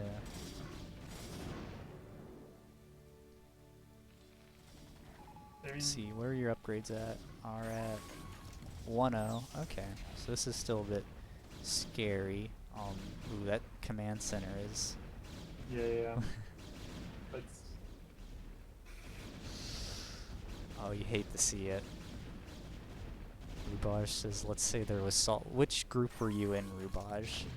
So that we can be preemptively prepared for the salt. Yeah. I think I was saying like as far as like the cheese and the cheese plays go, it's kind of like a reverse mind game for this for these best of one tournaments, where it feels like because it's best of one, like cheeses are a lot more. Oh, that was an insane size storm. Oh no. yeah, I think Size Storms. An absolutely insane spell. It ignores armor, so it just the Terran upgrades don't even matter. Okay, you get the push of this force back, and you should be able to maybe push and clear that third base so you can get it established. But that was a pretty rough fight.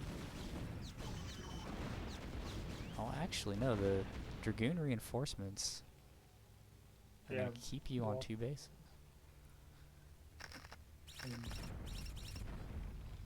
The mind is. The Dragoon is on 1 health and the Zealot on 69 still, but Ha, nice. essentially- Oh. no, it's like 11. Anyways, But the point I was trying to make 2 times now before something happened in the game is that in best of one tournaments you would naturally think a lot of people would cheese more because you just need the one win, but it's kind of almost, it feels like in a lot of these games there's like a reverse of that where everyone goes in expecting cheese, so everyone just ends up playing, most people end up playing standard. so what I want to notice, the Vulture at the bottom side just killed a probe that wanted to expand. Oh, very nice. So yeah, the roaming vultures denying bases are sick. Okay. Mines destroyed the control group. And then, as I said in the game before, I really like mines. I should plan way more of them than I do. They are an insane unit.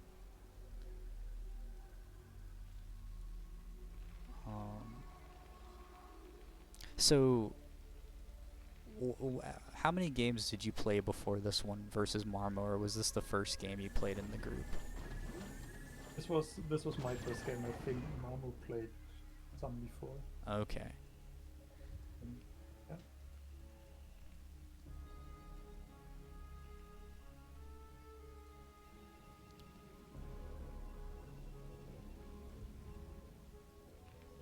Well, you're gonna get your third base established. So that's pretty good.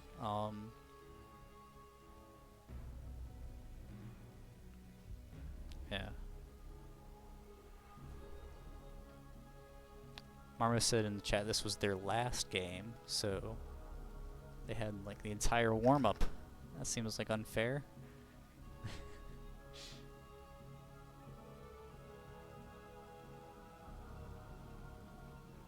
So Marmo's on 1, 2, 3, 4, 5, 6, 7, 8, 9, going to 9 gateways. That seems about right. And then you have 6 factories, which I think is correct. Yeah, I don't know, but I just try to build more factories when I'm starting to float stuff. And usually, if I get to produce a lot of things, then it usually ends up like something like per gas 1 add-on and like 3 factories in total per base or something like this. But I don't know if this is because I'm macro badly or I don't know if this is the objective right number of things. Or... Yeah. It might be like 6 on like every like 6 on 2 bases, 8 on 3, something like that. Yeah, and then I'm usually yeah.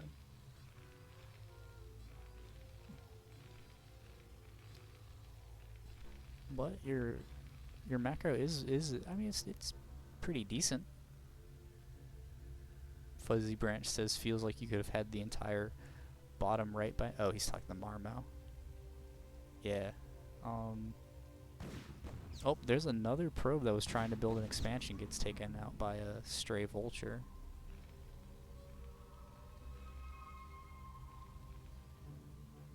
Now, honestly, this position is pretty good for you as a Terran player, where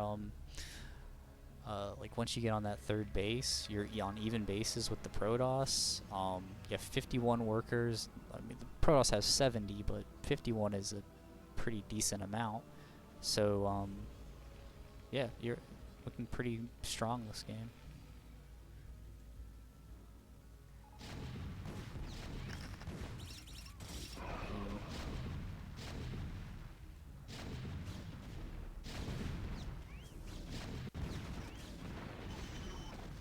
Hello? Hello, hey, hi. who is this? It's Marmo. Hey, how's it going? Hey, all good. Just in time. Just wait 17 minutes to boot up. No problem. So, this was your last game that you played for the group?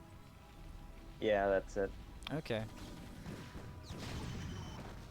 I was going with like a comfortable mindset, like if I lose, it's not that big of a deal, considering that I had the last few games, but at the same time, like, it was like, yeah, going 3-0 would have been like... The dream, right? Really good. The dream, yeah.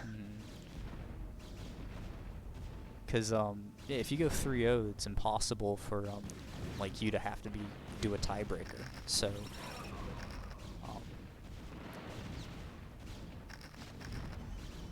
Yeah, but seeing right now, it's like it's everyone's game, I think. But I personally, while I was playing, I felt like nerfingen. I think I pronounced it. I butchered it or something. Is that correct?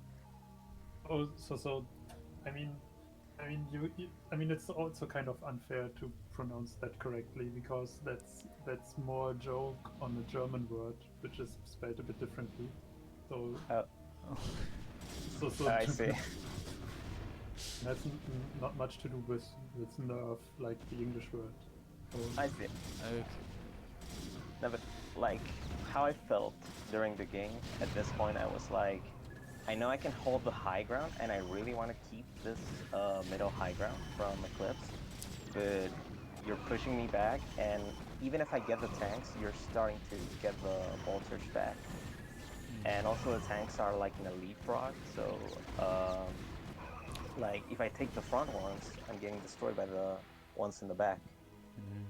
Yeah, that fight there, it felt like a very classic like Protoss versus Terran fight where a lot of units just get rallied in to try and like, because the Terran is just barely it looks like it's so close to breaking, but then like the units that get rallied in also just get wiped out. Yeah, it's like, I think fighting the Terran mass is like, as a beginner, is really a bit tough. It's why I think one of the lessons that like coaches at the CPL and people will say is just never fight the Terran army. Just don't. You don't have to, right? As Protoss.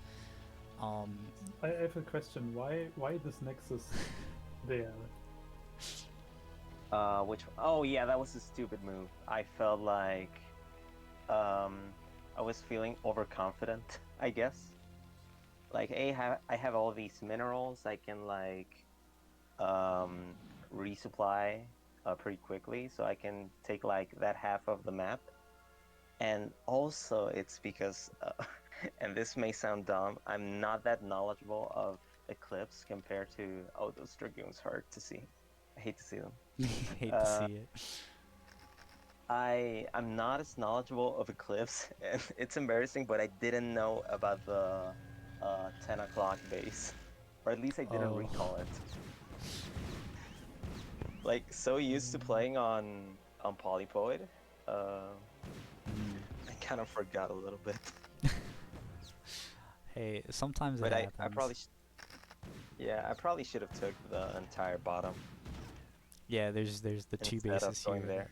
Yeah, you can just throw pylons on the ramp and put like 10 photon cans behind it, and it's never gonna die. Yeah. So Also, To get it our back on my own deck, I like the setup with the mines on the bottom side and the 2 siege tanks in the back on the left side. yeah, it definitely feels like it sets it up so that you're basically guaranteed to kill this Nexus.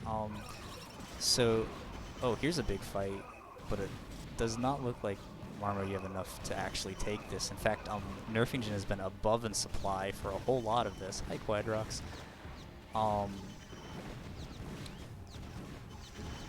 yeah, and So you mentioned you were feeling more pretty. supply is dangerous. Yeah, you mentioned you were feeling pretty confident about placing the Nexus up here. And we've seen like throughout the game that a lot of like probes that were sent out to build expansions were needing, like, they were getting taken out by stray vultures. Is this maybe around a time where you're starting to feel like you really need to get a another expansion? Yeah, correct, because I think this was the game I had the most probes, and those probes are like already mining out. So I think I made the mistake of going for the Nexuses before actually securing them. Like, destroying a server and some dragoons there would have made a lot of difference, because I could have taken those expansions earlier. And even though I'm pulling a lot of minerals right now, there will be a point where if I don't get those expansions, those minerals are not they are gonna drop Yeah. really quickly. Protoss is very expensive. Like, banking 6,000 does not last as long as like it does when you're a Zerg or Terran. So I think in the future, one of the things that is really makes taking bases a lot easier is that when you build the Nexus, also build the pylons at the ramp and build the 13 cannons or whatever, because Yeah, it's Yeah. really Yeah. hard to break, like the wall on the left. What is it? Yeah. 9 or something? Like on the Yeah. left side, this wall is really. I mean, you Two- can drop like 2 tanks behind it, and then. And then there's another, a huge stasis catches all the science vessels. That makes this fight a lot safer for the Protoss. In fact, it looks like there isn't any detection here. So it's completely up to the Goliaths to run the Arbors away from cloaking everyone, but...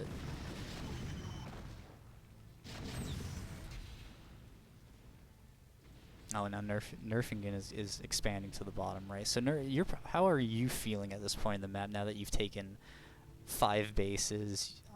You've denied Marmo's bases a bunch of times. I imagine, like, at this point you probably feel like you're pretty high in the lead, like ahead. Oh,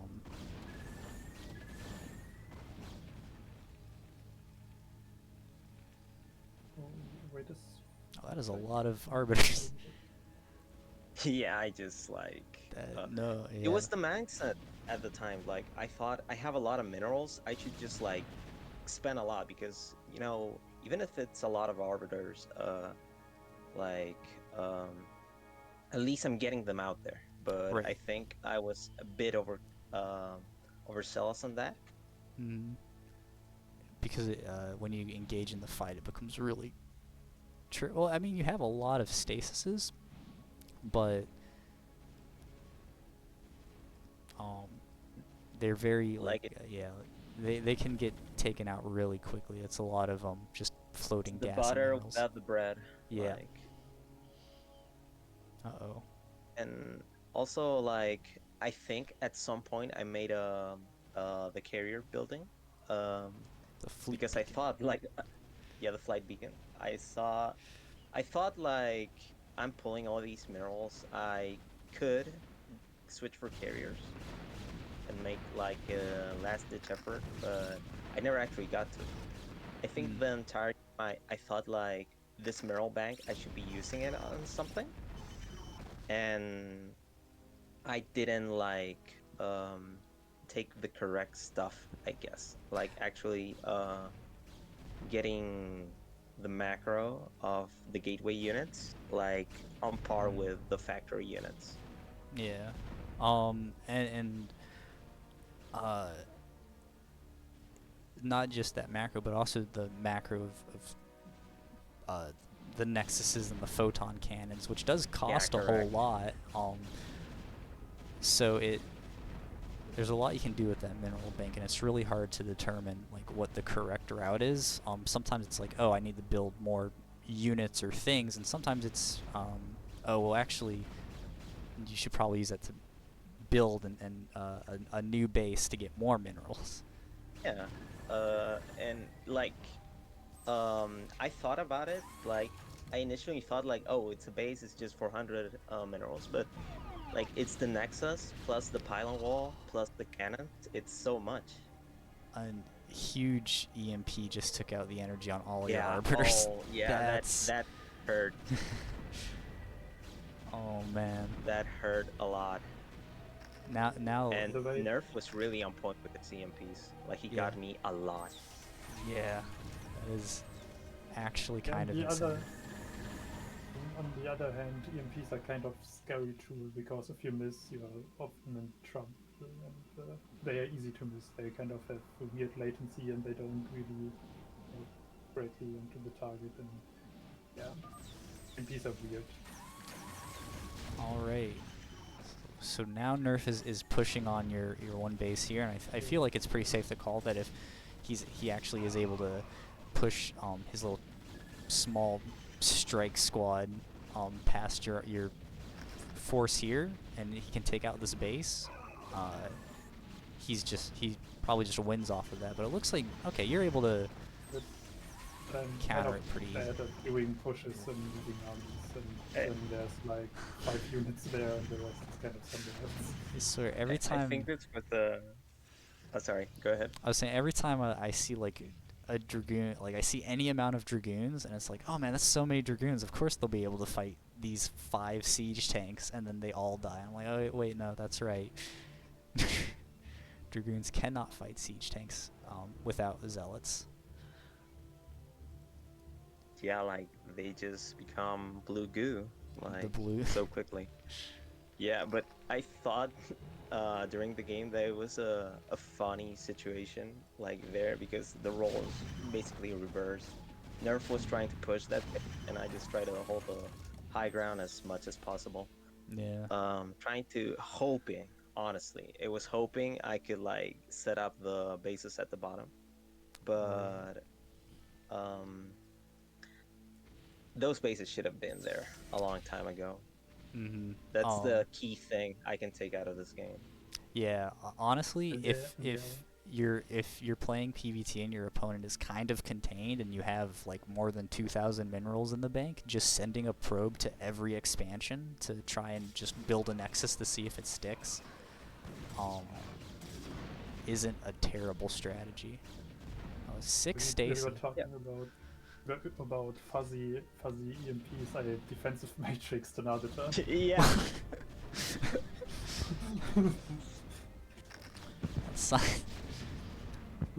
That science vessel that was a was- traitor to the Terran army. You know, it was so funny seeing that. Like, oh, why is this arbiter not going down? Seeing them. Like, A defensive matrix. I mean, I'm stuck at using them. I rarely do, because I mess up the timing, and then the unit dies shortly before I want to cast the spell and stuff like this, because you want to target the targeted units, right? These are the ones. Looks like a stasis whiffed. It was just in the perfect spot between those 2 siege tanks to not get either of them. And then, yep, the rest of the army's gonna get cleared up here, and that's gonna open up for these vultures to just kind of run across, if they would, if they want to. What are the upgrades at? 3-2 to 3-2. Okay. it's always like at the beginning vultures feel so weak, but if you hit 3 attack upgrades, they start doing really damage. Mm-hmm. Like then they even can fight some dragoons or something like this. Yeah. Also, a point about vultures is that they get to their spot, they need to be like so quickly. Insanely fast. Let's clear all these zealots out. Yeah, now the bank for nerf is rising really fast. They have that position where now they can kind of just start throwing things out. Silver Nighttail EMP strike, poor dragoon between the buildings. And maybe now I could just try to attack the probes, right? But I kind of don't. Yeah. Oh my gosh. Yeah, these are mines. They're really great until they aren't. That might, I think, like, that was 8 vultures? Yeah. I mean, Yeah, these are mines. They are great until they aren't, and then. now, Murphy, you are almost capped out on supply. I'm just trying to figure. I guess it's in these like Yeah, Goliaths and siege tanks here. Yeah, but they are like 12 supply and Goliaths like waiting on the right doing nothing, like 6 supply on vultures in the bottom doing nothing, Oh, now and you're so on. So taking top left, so.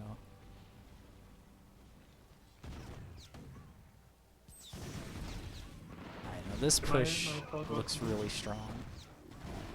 like top left is defended by if he ever or you or whatever move an army up to the top left, then there will nothing defend the left side, and then we will trade bases and I will defend it. Yeah.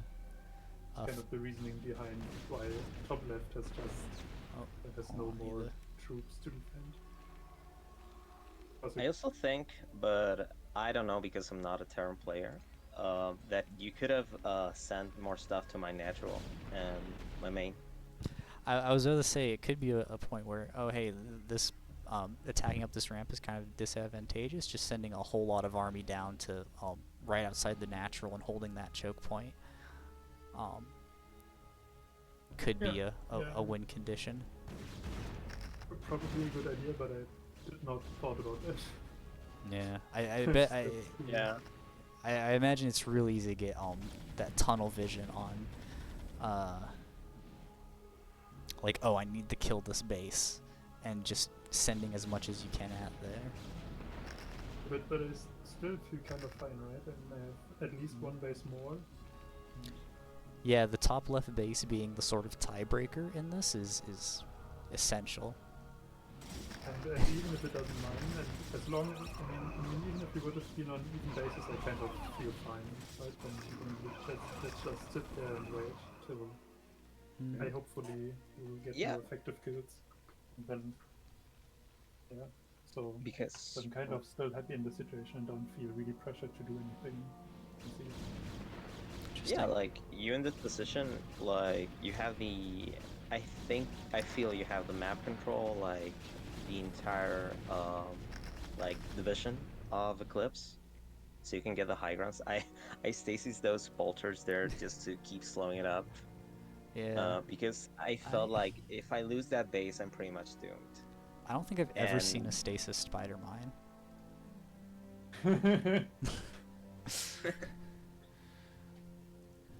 Yeah, there's always the first time, right? I know. There it is. I like these little zealot run-by, or I like the concept of these zealot run-bys, like trying to be like, oh hey, can I just send 5 zealots to get some damage somewhere? It doesn't work out here, but for example, if they were sent like to this base, that's a lot of free damage. Yeah, on the bottom right. Yeah. Because there actually isn't anything defending here, except for 4 spider mines that are kind of out of the way if the zealots come up here. But as we are on the bottom island, there's a dropship blinger there. I know that dropship is pretty much gonna seal it, because at this point I was thinking like, all right, I'm not in the best spot, and I'm probably you know, a Terran army versus a Protoss army on even conditions, the Terran army, if it's well positioned, I'm pretty much doomed. So, so once he got into that base, I said like, yeah, this is pretty much done. I can't really get my stuff there, and at the same time, if I get my stuff there, he's gonna take the 9 o'clock that we were fighting all this time for. So I pretty much just like did a final push and accepted it. Yeah. Another EMP, man, those EMPs have been insane, actually. Oh my gosh. Nerfingen, you can talk about how hard it is to cast that spell as much as you want, but you are absolutely nailing it. That's the game. Nerfingen takes it. Yeah.